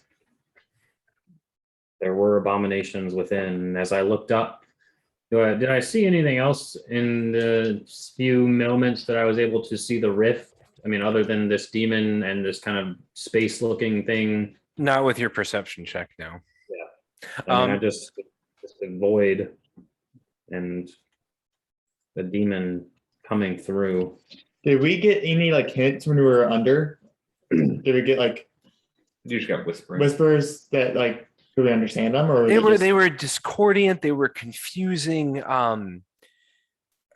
Maybe the best word, they did seem to they weren't quite like you were going insane, but they were not necessarily something that you can really use to really point you one way or another.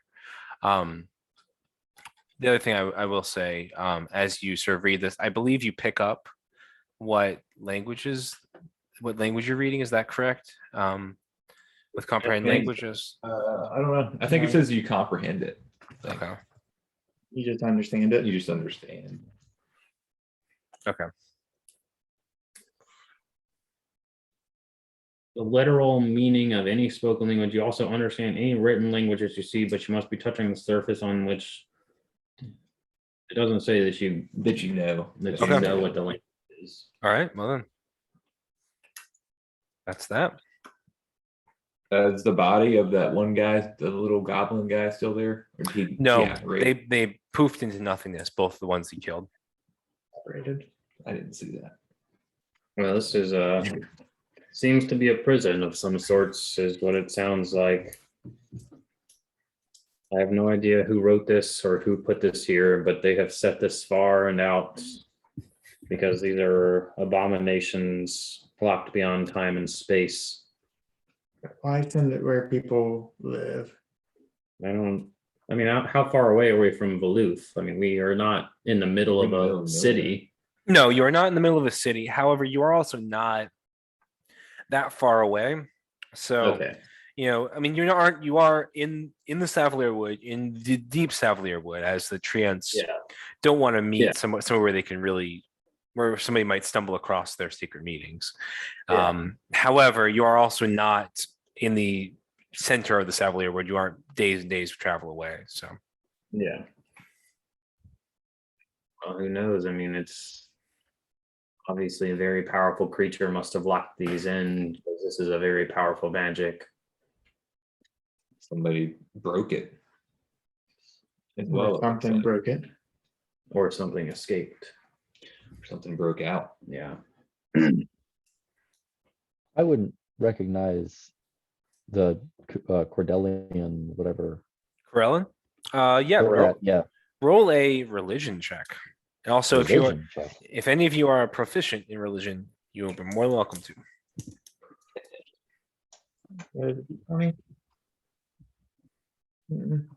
I'd say 16. 16. All right. What'd you roll, Karrik? 8. 8. All right. You know that Karelin is the sacred god of the elves. That's all you know, Karrik. Wilfried, you know more. So Wilfried, you know that he is the patron god of sort of arcane magic and the Fae. So he is the god of the Feywild, and he is sort of considered the father of all elves. Father of all elves. So the commandments of Karelin are create, inspire, and find beauty in all that you do. I'll send these in the group chat, actually. Follow the echoes of lost magics, forgotten sites, and ancient art, for within these lie the Arkhart's first works, and combat the followers of Lolth, wherever they might be. Kind of for you.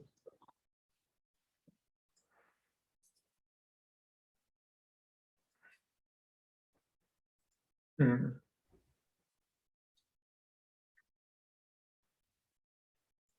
Yeah, I'll just say that out loud as I'm literally casting.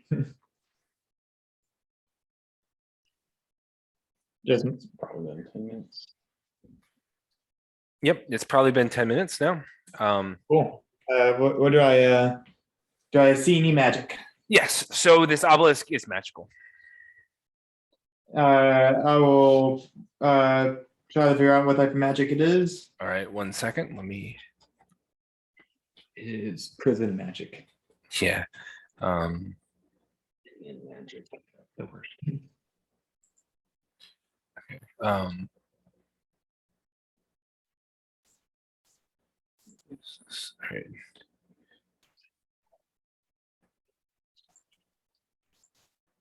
Okay. I believe it is. Sorry, Illusion. All this was just an illusion. Illusion. I believe it's enchantment magic. That makes Yeah. anything to lock it away. Here, just spell it. And that's the only magic besides us around. Yes, that is the only magic in this grove. Besides that is which on your friends. I'm sorry, it's evocation. Evocation. Yeah, it's Okay. evocation magic.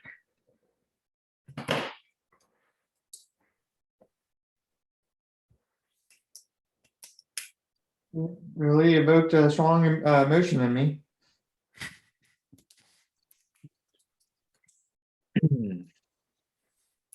Well, I mean, do we want to take this to the temple or leave it here? I mean, I don't.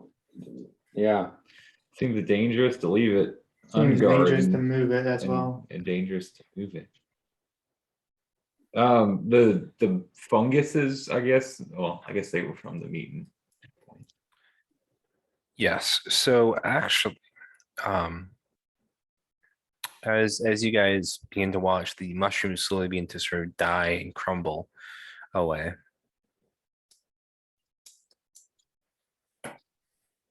Well, whatever we do, you don't want it to crack. Yeah. Don't drop it. I mean, we can be careful with it. Or there's also a whole temple full of clerics. You know, We can just tell them about it. you can tell them. They Yeah. can.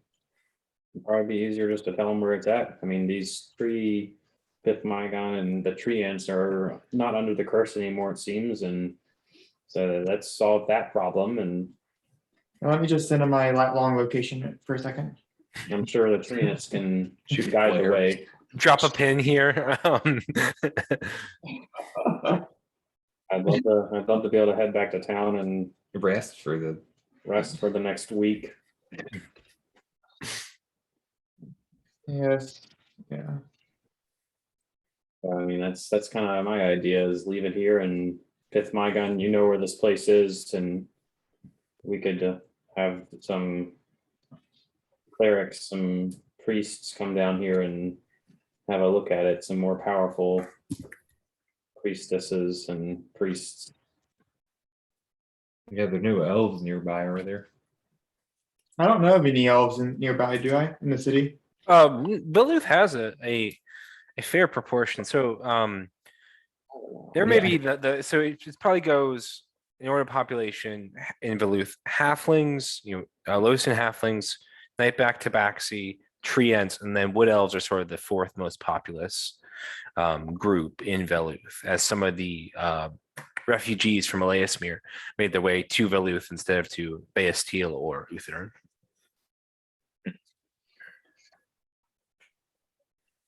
I mean, they may know more. Yeah, it is their father. Yes, they may have an idea of what this thing is capable of. And what this means. I'll head back to Veluth. Okay, so you guys are leaving the obelisk? Um, I mean, I'm okay with that. Pigmython? Pigmython? Pigmython? Pigmythorn, yeah. Pigmythorn? Yeah. Um, Yes. Thank you for coming back. I heard the sounds of battle and I grew concerned of your well-being. I'm sure you would have done the same in my stead. Probably. We did.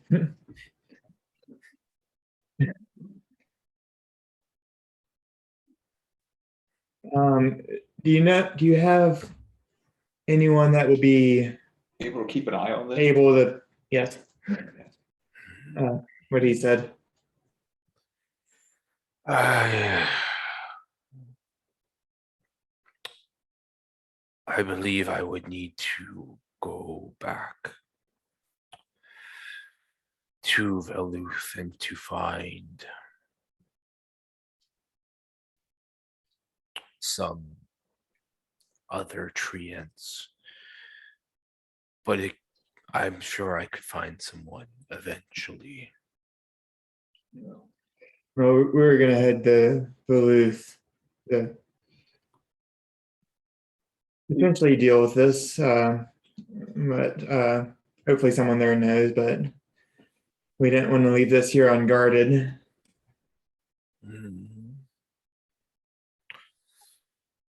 Well, I believe in the short term, I will need to leave it unguarded until someone from our council can return.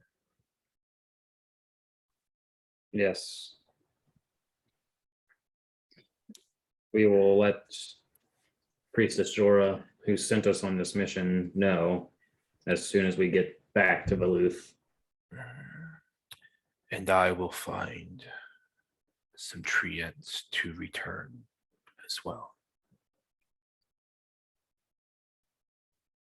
For now, we don't even know who put it here or who, if they're still out or if they moved on or Or why it's here. Sounds like it's been here for a while. a couple months. I mean, I don't think we're much use, even if somebody does come by. Yeah. We're not too far out from Veluth. We can make it back in a day and a half, 2 days max, probably, Go back and just let them know as soon as possible. do something. They don't want to leave too long out there. They may not be able to do anything either. They may be just the same boat we are. Yeah. All right, so you guys return to Veluth. It's not that far, especially with Pigmythorn as sort of a guide. You have really you're at no risk of getting lost in the Savalirwood. So you make your way through the trees and and eventually into sort of the sort of the aerial homes of the Tabaxi, as well as sort of the homesteads of the lowest and halflings, and into the small sort of growing town of Veluth. Head directly to the temple, I'm assuming, you Yeah, guys? I ain't talked to Priestess Dora about this. I mean, that's where we're headed. I mean, the whole point, we want to make sure that she knows. Okay. So there might be a few other people that can show them more insight on what it is. All right. So you guys head down to this Temple of Sarenrae, sort of in its sort of enclosed enclave of Veluth. And you begin to sort of move down there. You see sort of the domed sort of structure of the Temple of Sarenrae with its charred side. You guys are welcome to enter in. Yeah, I think so. Yeah, Right? Do we have you guys?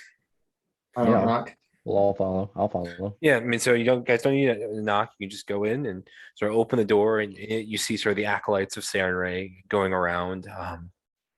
And again, you see a pretty diverse mix, especially for such a out of the way place as Veluth. I mean, there are you don't see very many humans, for instance, in Veluth, and there are quite a few humans, proportionally among the acolytes of Sarenrae, as well as wood elves and halflings and other creatures. And you see the tabaxi shape of Priestess Jorah slowly moving around with her sort of knotted staff.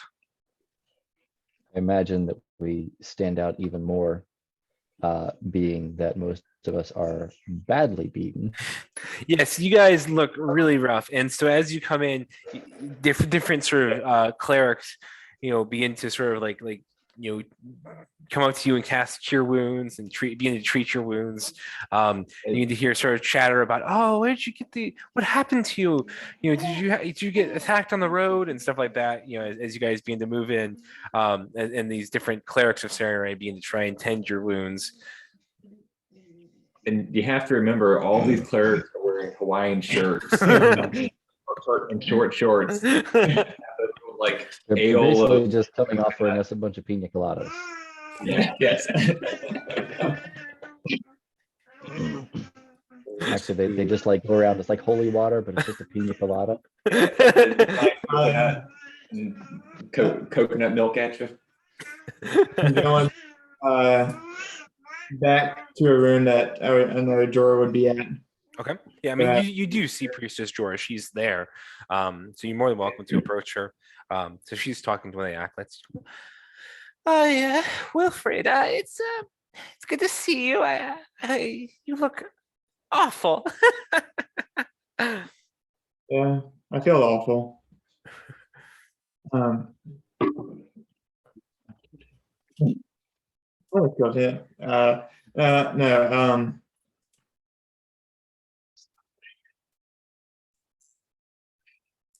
Takes me a little bit. We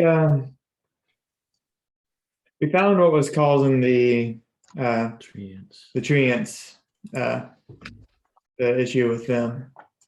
Oh, that is wonderful. I hope you were able to solve the issue as well. That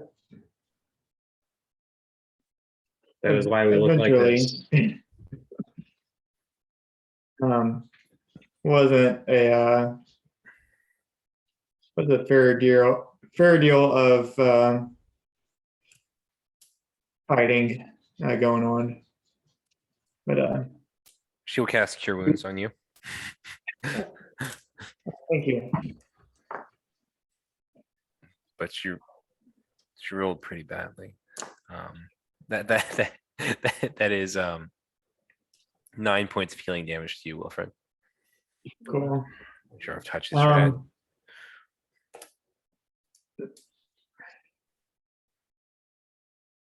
We need to, we sealed it up as much as we could. But we probably need to move. There's an obelisk out there that was shedding off some pretty nasty energy. Should probably get that moved. It seemed like some things had escaped, demons had escaped. It was cracked and broken when we got there and investigated it. And a terrible curse overtook most of the party, most of these adventurers here, including young Wilfried and everyone else. If it wasn't for Angvor, we would not be here. Oh, we would be here. Just You guys have We would not be in this office. Not We would not be in. But we have resealed the Well, obelisk. Ring or would, I guess. So this obelisk was causing the treants, and it also affected you? I feel like it was with what was within the obelisk, what had escaped. Because when we put the obelisk back together, it abated the curse, and the curse was broken between everybody. The obelisk, written on the obelisk, stated, "Herein lies the curse of the Feywild. The abominations locked within are beyond time and space. They haunt the chosen of Carillion no more." That's most peculiar.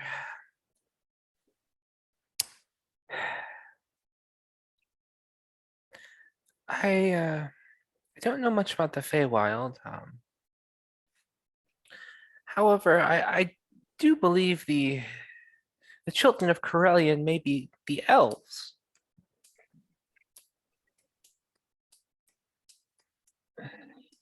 That is what Wilfried understood as well, yes.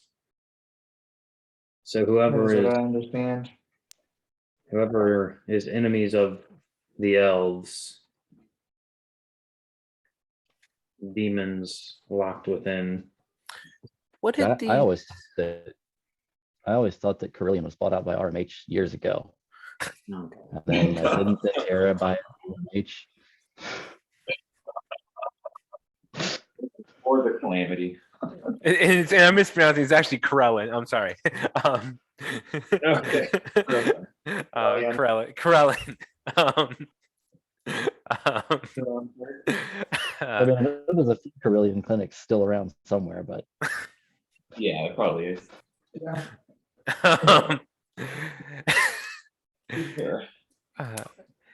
Yeah. So, but maybe this. You said demons came out of this obelisk? But Some form of creature. Some abominations. I don't know if I would necessarily say they came out of the obelisk. I would more describe it when I was putting the obelisk back together. There was a rift torn into the sky coming from the obelisk where the demons came from. and these were demons, like from the Nine Hells? Well, the one guy looked kind of goblinish. Not necessarily, yeah. They were, I don't know how to necessarily describe them. I don't think I would say demons, as I'm an infernal myself. I probably wouldn't have taken them to be demons. I mean, they were probably abominations, right? Yeah, That's what abominations. the I don't- thing said. Yeah, abominations. Those are real things, aren't they? Abominations. Yeah. Like mind flayers? Or Oh no, these were More, not mind more flayers. goblin-esque. Unless they were tentacleless mind flayers. Maybe they shaved. it could be. It could be. Gurthang is the thinker on the group, isn't he? He is a smart one. I have that +1.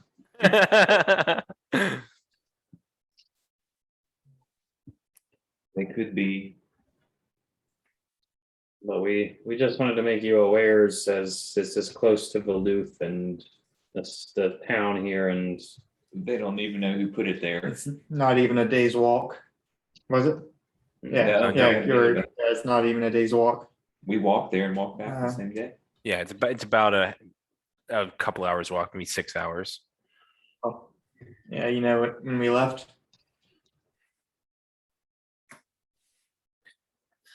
It's most peculiar, most disturbing. Uh, do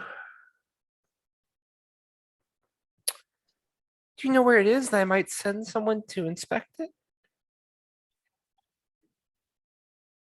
Oh yeah, it's down It's- this way, out Is it there in the south? woods somewhere. I mean, have a general idea. yeah, we know, I We've been through the woods twice. know now. the direction, I Do you, guess. do you know? You can certainly ask Pithmigran, Big Mike. Pithmython, whatever. He Big is a Mike. treant that we rescued from the curse himself, and he has come back to Valooth, and he's going to take some more treants down there to guard it for now, and he knows the way. It is the meeting place of the treants, is what he said. So, where did this obelisk come from? If it was in the, has it always been in the meeting place of the treants? Did Pygmythorn say?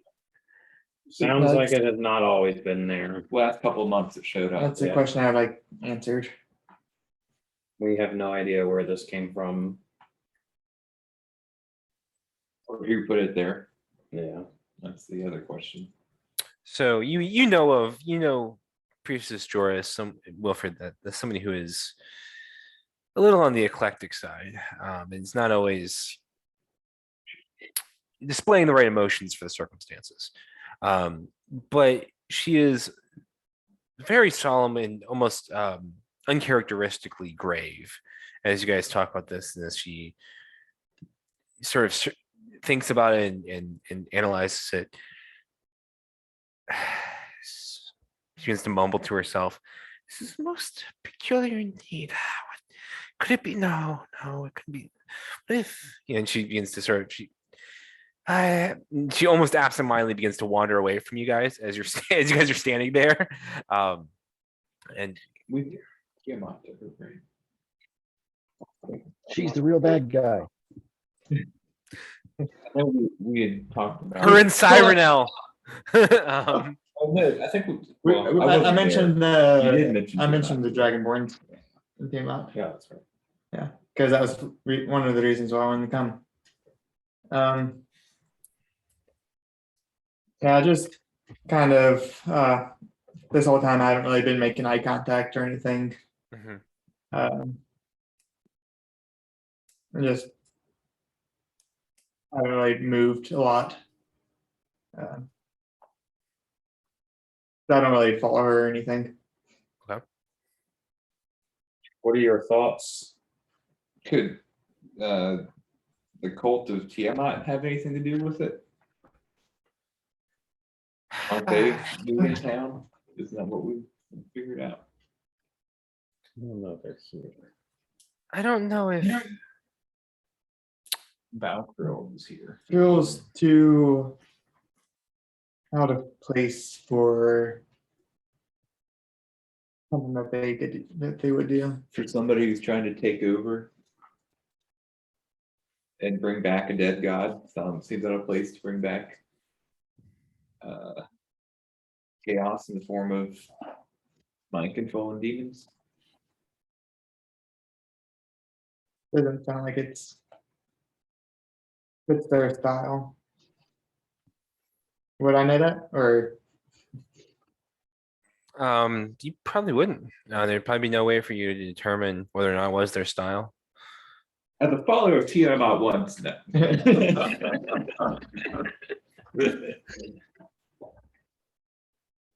mean, we do know they were trying to take over some places. But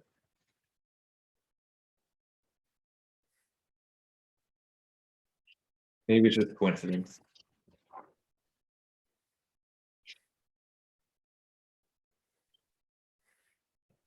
They want the temple back. That's what it was. I mean, we don't know much about it ourselves. I mean, you seem to this is your town that you preach over here, Priestess Jora. We just figured you and your holy team, your holy. There are a couple of possibilities. This could be a relic of Malaeusmere. If the children of Karelin are the elves, that would make some sense.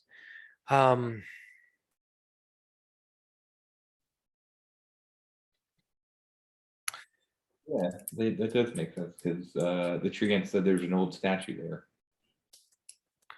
Good old sorcerer. You can talk to there's a trader who will still go sometimes to the ruins of Malaeusmere to try and obtain magical items and all sorts of valuable goods and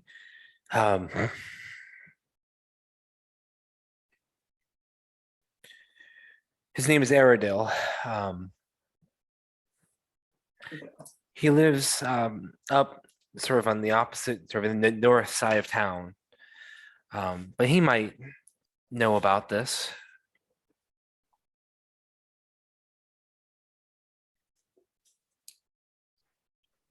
We would definitely inquire with him.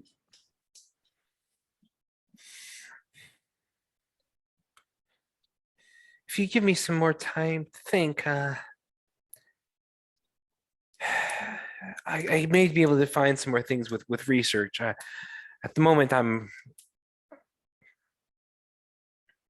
a little light on ideas. That's okay. I think we all ourselves need a rest. It's been a long day for us, and we just wanted to come back to you first to make you aware that the curse is broken for now. Thank you. I appreciate it.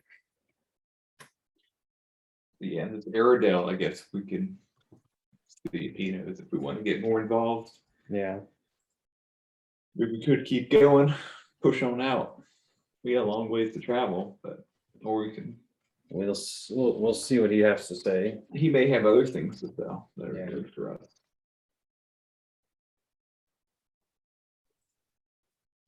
I don't know about you guys. I think It's probably dumb, but does Priestess Dora seem pretty much on the level? I'll make an He insight didn't check. seem Yeah, go ahead and make an fishy or insight check. anything. Yeah. Sweating bullets on it. Natural 20.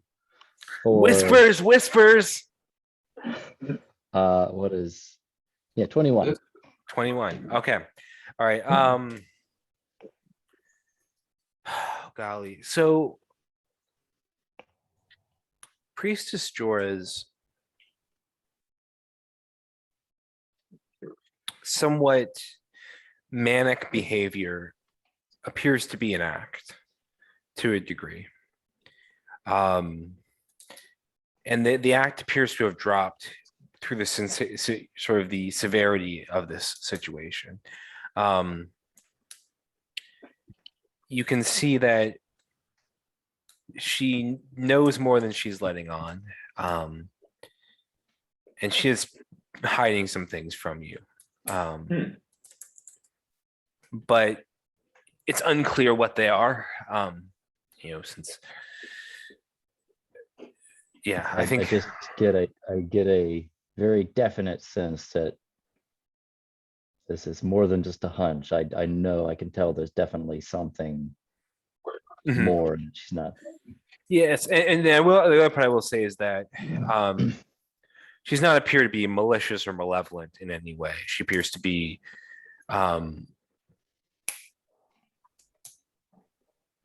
maybe not completely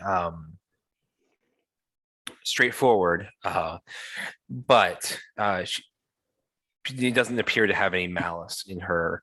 And she's taking the situation seriously. So with an extra 20, you can get that.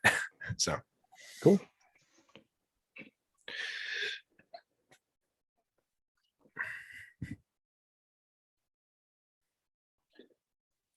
Well, I think I'm gonna. Next thing we need to do is go find that inn again, right? I would love to. have a stiff drink at the moment. All right. Find that either.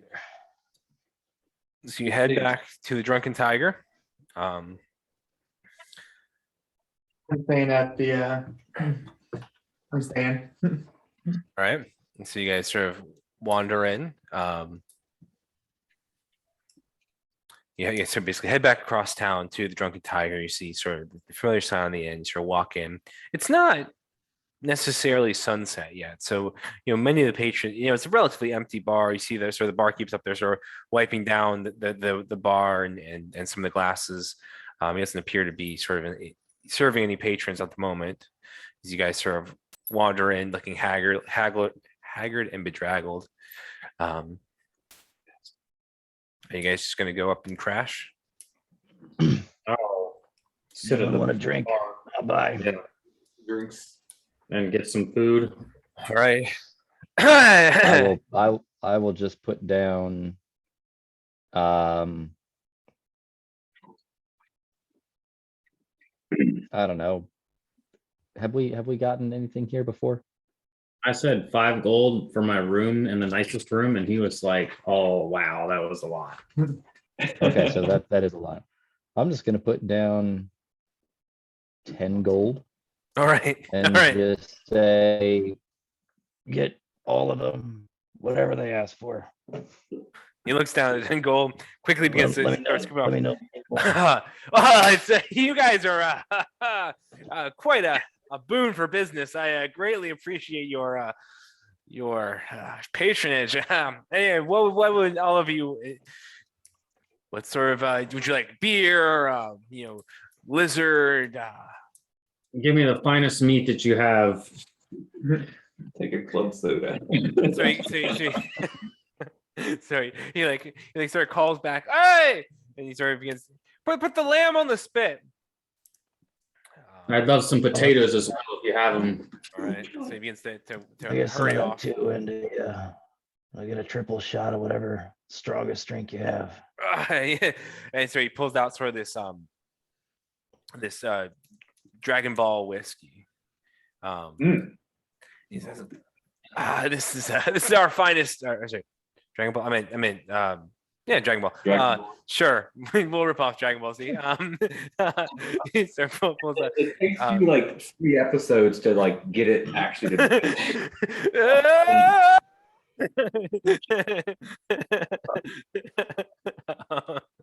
So he pours out the whiskey to you all, and he begins to sort of slide the shots down the bar to you, Karrik. I will drink all 3 in rapid succession. All right. Sort of pound the 3 shots. Oh, it's a little better. All right, thank you. What? You're more than welcome. I'm just gonna kind of kick back. Oh, Yeah, it's mostly Yeah, just look at time the to food. drink some of that whiskey myself and eat that food and relax for the night. Just it's been a long day. All right. So he pours you guys any beverages you would like and some basic sort of bar food. You will have to wait just a little bit on the lamb, but That's okay. We'll be here all night. For anywhere else. Also, I don't think Gurthang feels too bad because I don't think I actually swung at any of my allies the whole time. So, but he'll drink.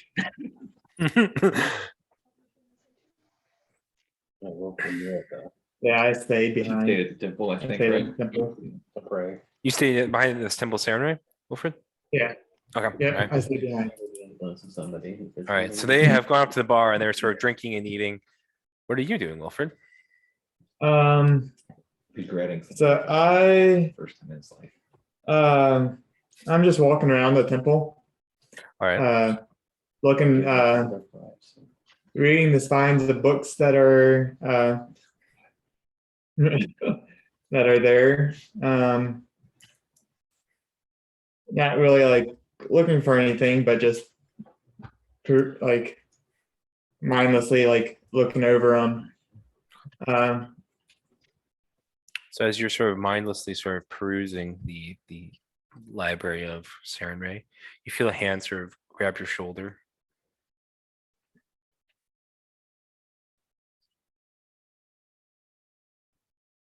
It's all my fault. It's not your fault, Wilfried.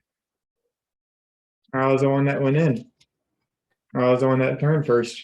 It's Morgana's voice, by the way. Your dad. Hey, Dad. Dad. Sure. What's up? Wilfried, it's not your fault. I thought I would have seen the fear that just mindlessly walked in.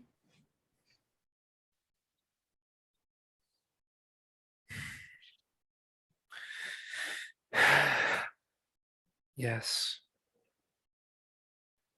But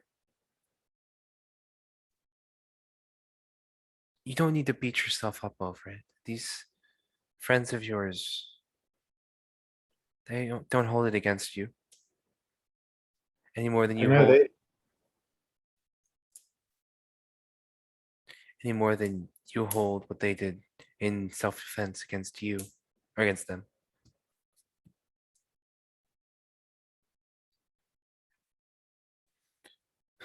The world is a big and scary place, Wilfried. You, Valoof is simple. It makes sense. It's easy to do the right thing. Out in the broader world you don't always know what the right decision is. You can't always do the right thing. Sometimes people make mistakes.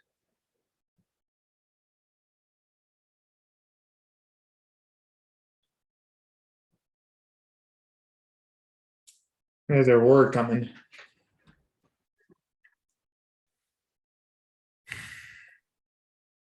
Why do you say that?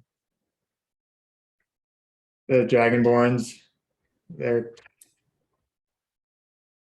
plan on taking over this temple.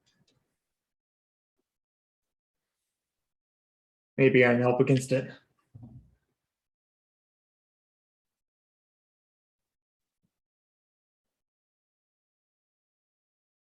Do you feel like you belong here and not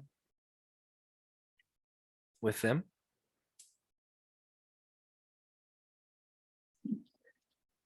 You've been with them. They're capable fighters. They're able to do wonderful things. I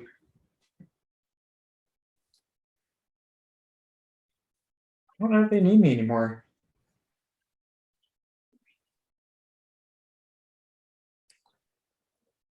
I feel like I don't know. There's things happening here, and plan was to take Aurelia home, do stuff there, but they can handle themselves. Seen it.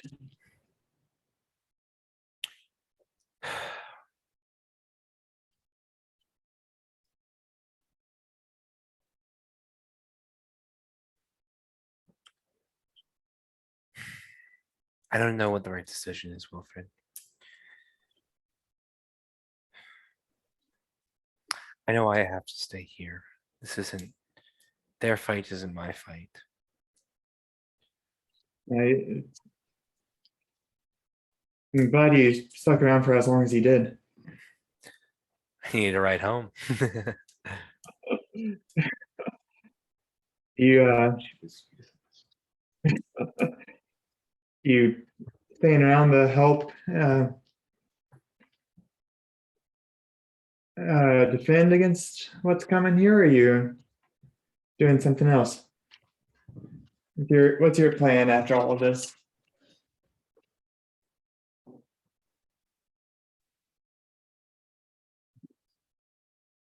You can see, so she looks very torn, very torn. She sort of bounces back and forth on her feet. She sort of purses her lips tensely.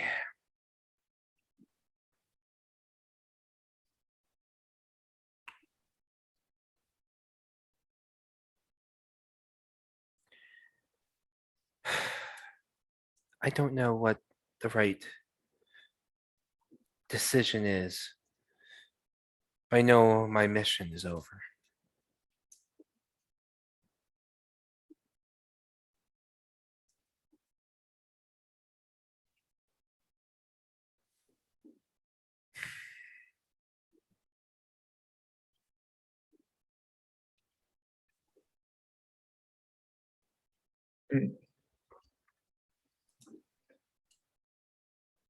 Yeah, maybe maybe a little bit of sleep will help me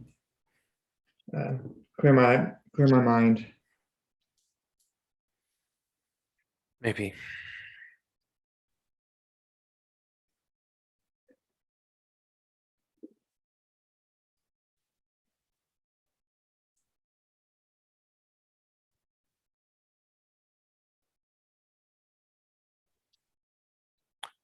She sort of steps back, looks at you briefly. Again, mixed emotions on her face. And she walks out of the temple and into the night. And I'll head to the room.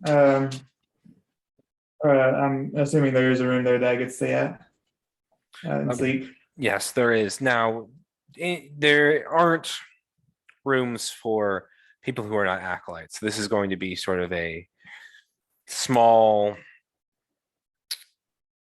sort of cramped room of a, Spartan room of an acolyte here. You sort of slide in and sort of a grizzled looking tabaxi sort of shows you to the sort of small room. Then I'll get a little bit of my rations, last bit of whatever I had in my bag, and try to get to sleep. All right. Read for 30 hours. Yeah. Finally get that book reading done.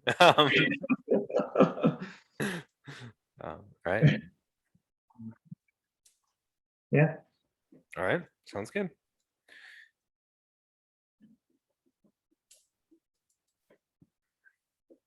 What are the rest of you up to? As you guys are you guys just enjoying sort of the night? Enjoying, I mean, Well- my intention was, I mean, whatever you want to do. I was just gonna, because I am beat, I just needed somewhere to sit, eat, enjoy the night, and then crash. All right. Yeah. I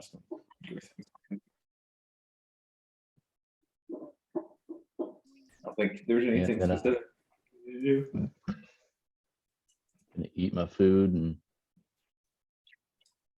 hang out, depending how cozy the tavern area is. I don't know if they've got like a fire going or anything. They do have Alchemy. they do have a fire, yeah. And I'm probably just gonna like chill by the fire, get cozy, eat some food, half eat some food, and probably pass out by the fire. So as you are sort of eating your food and sitting next to the fire, you see sort of the door swing open, and you see a courier walk through.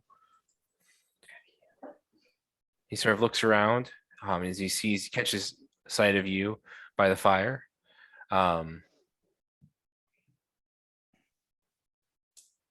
He hands you sort of a slip of parchment. On it, you see the sort of the twin M's emblazoned on the seal. And it says, I will send you what it says in the chat. Secret messages. Mhm. Secret garden. Secret tunnel, secret tunnel through the mountain. Secret, secret, secret, secret tunnel. Yeah. And Something, something. Die. Nobody freak out, but I think this guy might be the Avatar.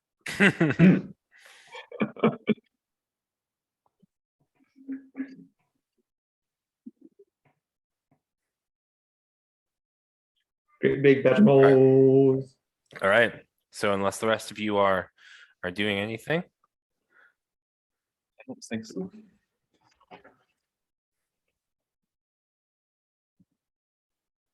Nope. Trying to sleep.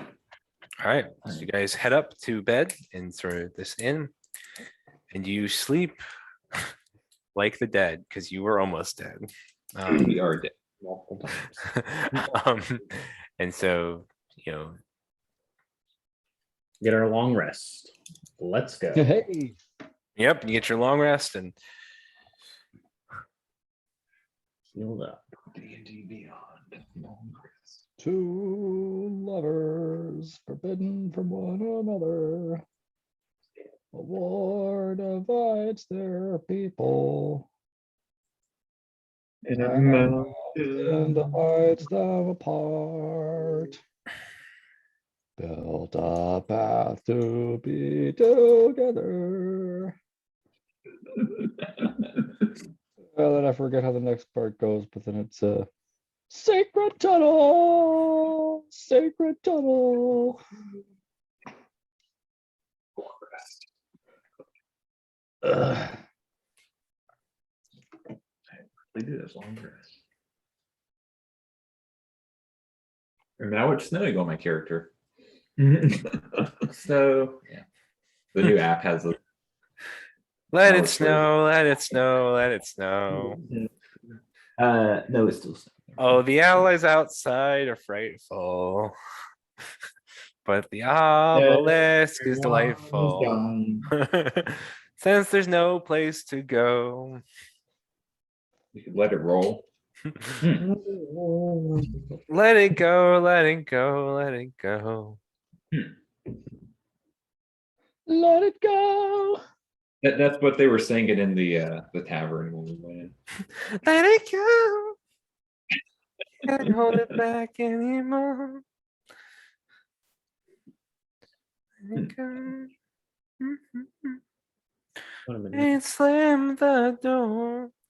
I don't care what they're going to do. Let the storm rage on. The Christmas Eve never bothered me anyway.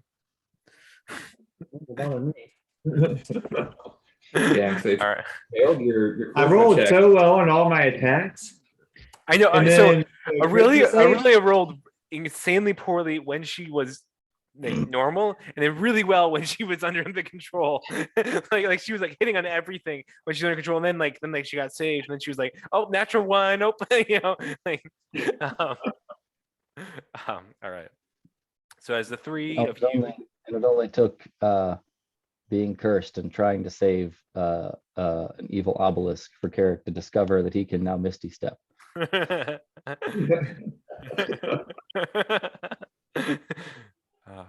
So you three of It seemed the appropriate time. so the three of you and Aurelia sort of wake up the next morning and make your way down and the innkeeper sort of hustles out, like a bunch of eggs in front of Gurthang, and there's like some different it has some basic some milk and some different types of meat. Continental breakfast. eggs. I'll write that down in my notes.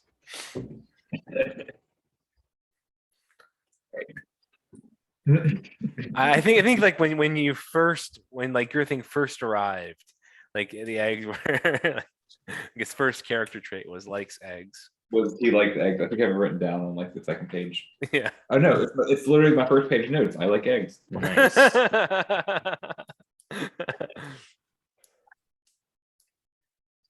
All right. That's one of those important character moments. Some character continuity there. Mm-hmm. But noticeably, as the four of you gather around, both Morgana and Wilfried are missing, and have been missing. Well, I don't know where the other two. I know that I think Wilfried You may said have that he that. was going No to more stay at apples the after that. temple. probably trying to get some more information about the obelisk. We'll have to go meet up with him here in a little bit once we're done with all these eggs. Probably pouring over manuscript after manuscript. Yeah. That was a plan I did have. Why can't I hold all these eggs? All right. So Wilfried, what are you up to? Because you weren't doing anything last night, were you? No, Okay. so I probably got up You were thinking. early, Mm-hmm. like relatively. Have you seen the sunrise? Think back through the books I looked at. Try to remember if there's anything that stuck out to me that dealt with Corellin or the Fae. Roll a religion check or an arcana check, your choice. Can I give myself guidance? You're more than welcome to, yes. Memory check, please. Uh, Nice. That is, I rolled a 15 Okay. plus 4 plus 4 is a 23. 23. Okay. So, you know that the Feywild is so it's a relatively, as far as other dimensions go, it's a relatively close kin to the material plane. Sometimes you can access it through wild areas. So, different sort of wild areas can eventually you can step through and end up in the Feywild even without knowing it. It's deadly, dangerous, chaotic, but also beautiful and untouched. Very, very much a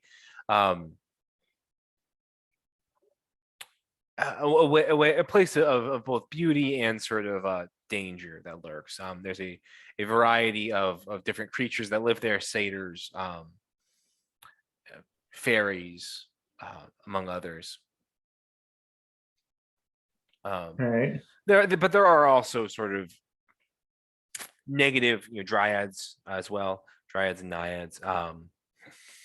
There are different sort of dangerous creatures like bogies, redcaps, and there also are probably what you might consider a select race of elves called Fey elves, or Fey Eladrin,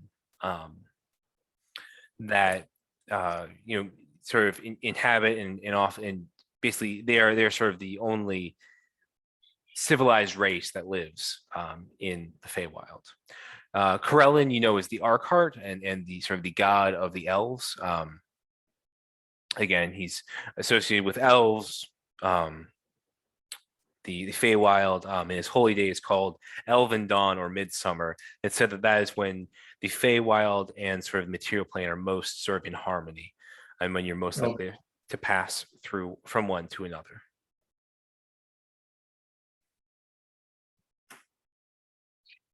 Would it be entirely possible for this thing to just be in a place where a portal just happened to open up? Would I know that it's possible? It's possible. Generally speaking, things don't pass randomly through the Feywild, although people do. So it's possible that somebody just. But it is possible. It is possible. But more than likely, it was sent here. Is my most likely, if it came from the Feywild, somebody came with it or somebody sent it through. okay. Cool. And then, is there anything about Tiamat in these? any Roll historical. another religion or arcana check, your choice. I'll do a religion then. No, give myself guidance. That is a total of 20. 20. Okay. So Tiamat, or the Scaled Tyrant, is the queen of the dragons, particularly the chromatic dragons, goddess of greed, envy, and hoarded wealth. She, again, the commandments of Tiamat are amass wealth, but spend little. The gold and the power that comes with it is sufficient reward in itself. Do not forgive nor forget an indignity to yourself. Let no affront go unpunished. I'll send these over the chat as well. Take what you Okay. covet. Those without strength to defend their dominion are not worthy to have one. You also find that Tiamat is being imprisoned currently in the 9 hells. All right. Yeah. Wait, Tiamat was. Wow, what are you working at? Well, Tiamat has a better benefits package.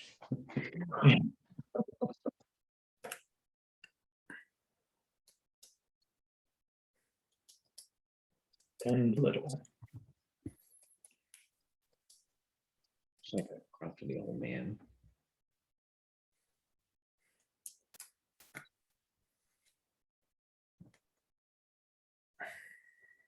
Okay. And I guess I'll try to group back up with him at some point. All right. So having done your research, I presume the group is just chilling in the Drunken Tiger until is the rest. Yeah, of haven't really had a reason to. There's a lot of food here, and we'll find Wilfried in a little bit. I said so. All right. If he shows up, but give it a couple hours. Yeah, if not, we'll just leave town. Yeah. All right. So I will say that, Wilfried, you can get that research in and still meet up with them while they're still at the tavern. All right. Yeah, because really the only thing, well, There's Aradel. there's Aradel you have to go Yeah. talk to. He's on the north side of town. I think. Yeah, that's what the what's her face said. Well, hey there, Wilfried. Y'all get good sleep. Oh yeah. Y'all look more. Y'all look better. Yeah, all this food. Help yourself to some. There's Oh, you got some lizard here. There's enough for everybody. Got some of everything, I think. I'm still snoring loudly by the fire. Okay. All right. No, All right. long extinguished fire. All right.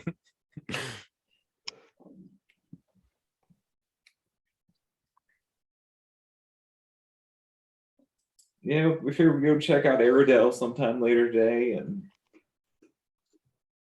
See what he has to say about this obelisk. maybe buy something off of him if we need to, and then hit the road. Yeah. Yeah. My best shot. Do a little bit of research this morning. Best understanding is that it was sent here. Why or for what purpose? I have no idea, but randomly would not have shown up, Mm. or most likely, very little chance it would show up randomly.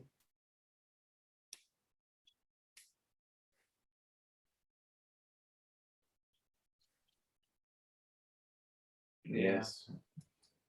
I don't know why, but it does seem like somebody put it here or brought it here. Unless they're just popping up all over the place. It's the first one we've heard of. There hasn't been anything similar sounding to it. But we also have not traveled far.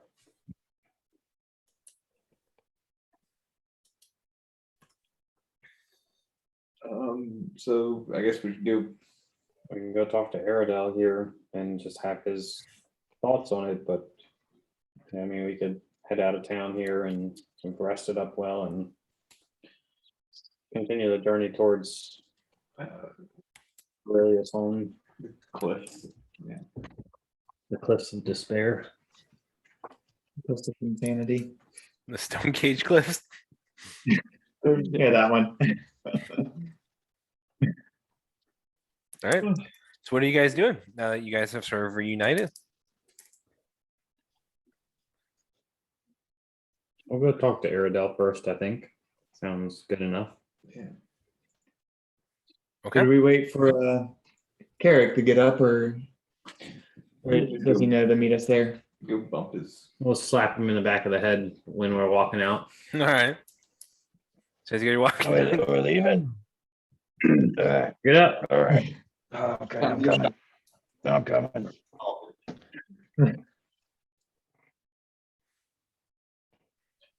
all right. So you guys head up to the north of town, sort of making your way through sort of the streets. And north of town, you notice that this is a more elven sort of, I'll call it a district. It's more like a neighborhood. With sort of the high pitched roofs of the elves. You guys, same general architecture, although this is different in more of a woodland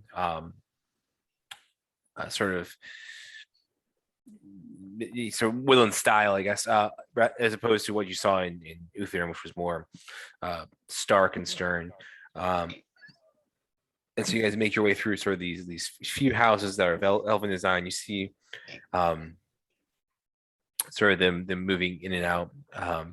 And as you guys are sort of leaving, or as you guys are sort of entering, you see a large, so you see sort of a centaur with sort of the the red skin that you sort of leaving, sort of huffs at you as he sort of walks out and sort of clip clops off down sort of off towards the Crystal Sands tundra.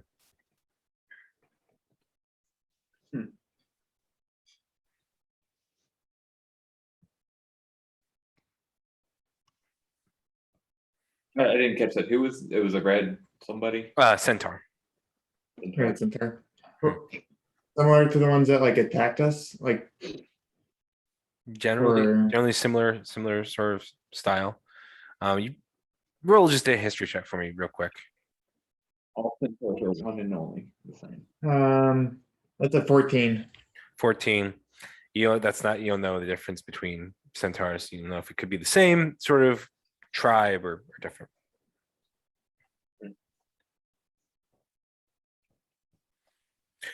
You guys enter.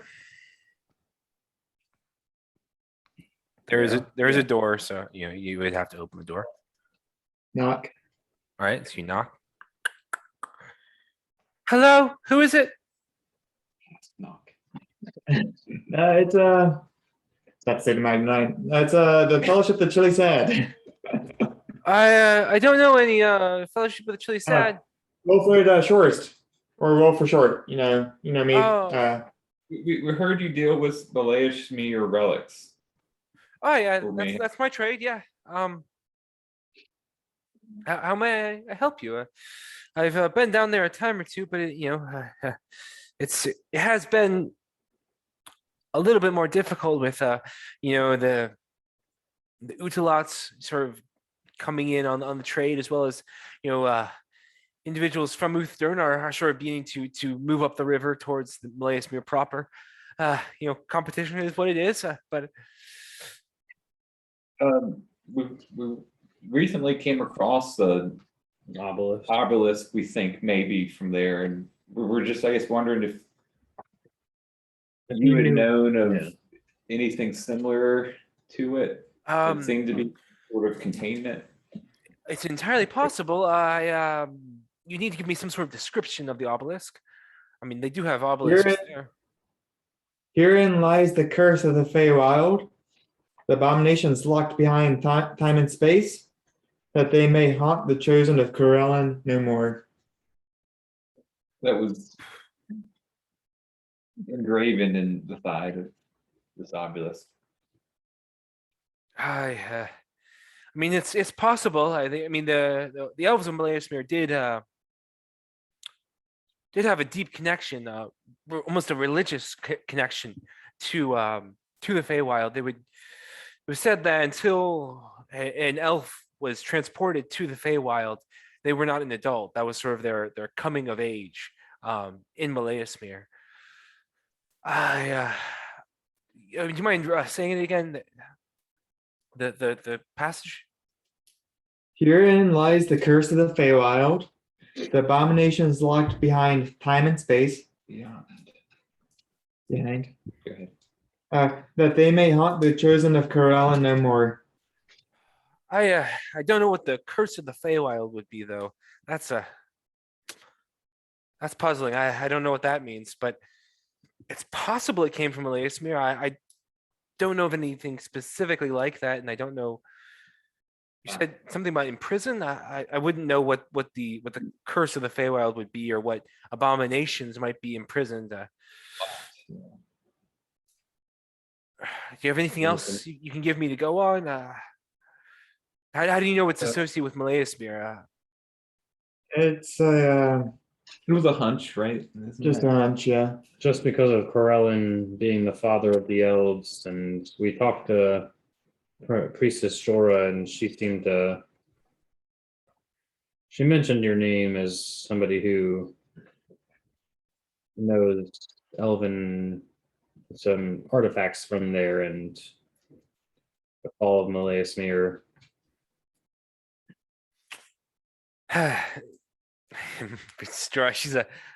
He sort of catches. He's about to say something. He sort of catches, a glimpse of the vestments of Sarenrae on Wilfried, and sort of holds his tongue. Yeah, I do have the obelisk. Not in our possession at the moment. We were cursed by it. We had repaired it to remove the curse. Oh, Our party here became cursed because it had been broken. It seemed that something was set free because the obelisk had been broken. That's why we think it must have been a prison. Something contained inside. And there was a ring of mushrooms that encircled it. That once we fixed it, it died. The mushrooms.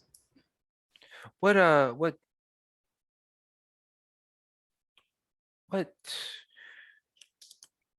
sort of creature? You said something was released. What was released? What did it look like? Goblin like, very Gaunt. dark and sallow, and very dark and abomination like. I don't know how to describe it as anything I've ever seen before, but it was an abomination. Do any of you know what a quickling is? I don't think so. I think I have heard that name before in my time as a child in the cities I grew up in, but I've never seen a picture of one, I don't think. So I'm unsure of what that would be. That might be what you're describing. I'm not entirely sure. Do you have a depiction of a quickling that we could? So he quickly sort of glances around, and he sort of goes over and he pulls up sort of a sort of sketch drawing of sort of a. I will send you a quick picture of it over chat, but it's sort of a bluish sort of creature with sort of angular elven features and sort of shock white hair. It's got sort of like boots with sort of wings on them. And sort of and he's sort of wearing sort of a yellow sort of sleeveless shirt and some yellow pants. I'm assuming that is the. Yeah, it's not showing up. I'm assuming that is the picture you're talking about. Is that what it looked like? I assume. Yes. That little thing. Yes. Okay. Yeah, that's what I guess they look like.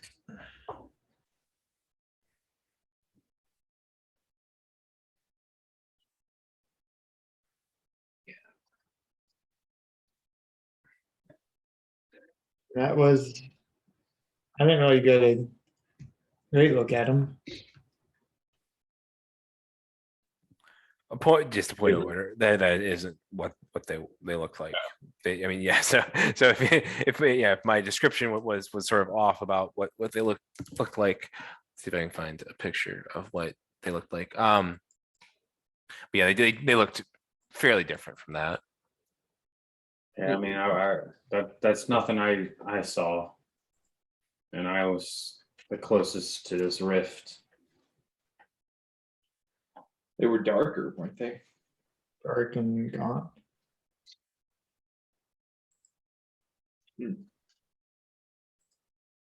Well, we figured we would check. We may. Well, yeah. We just came here to check with you because Priestess Aurora had mentioned your name when we talked about it as somebody who knew some artifacts of the Malaya smear, and That is what you saw. There you go.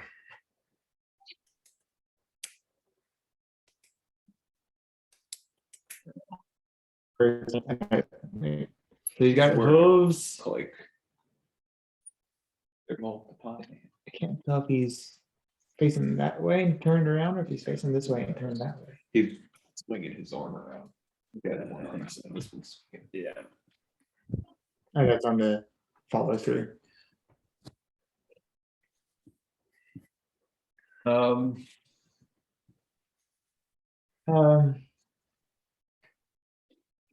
Any, this might help. Any, have you seen any new faces come by in the past few weeks? Or what was it? A couple months ago? There was a dragonborn in town, but I don't think that was. How long ago were you looking for? great. I think this was what, a month and a half ago, right? He said a couple months. Couple months maybe. No, I think the dragonborn got here maybe a week or two ago. So maybe not, the timeline doesn't line up correctly. Yeah, It mean- doesn't seem to be. just nothing that we are aware of. I mean, we know where the obelisk is, and Pith Migran, the treant who has come back to town as well, knows where it is, and so, and I know that there is ability to go view it if you would like as well. That could be of great assistance. Yeah. I do not think we will be accompanying you to view it. This is something you would have to adventure on your own. It'll be less dangerous than you going to Malaya smear, that's for sure. I- Cool.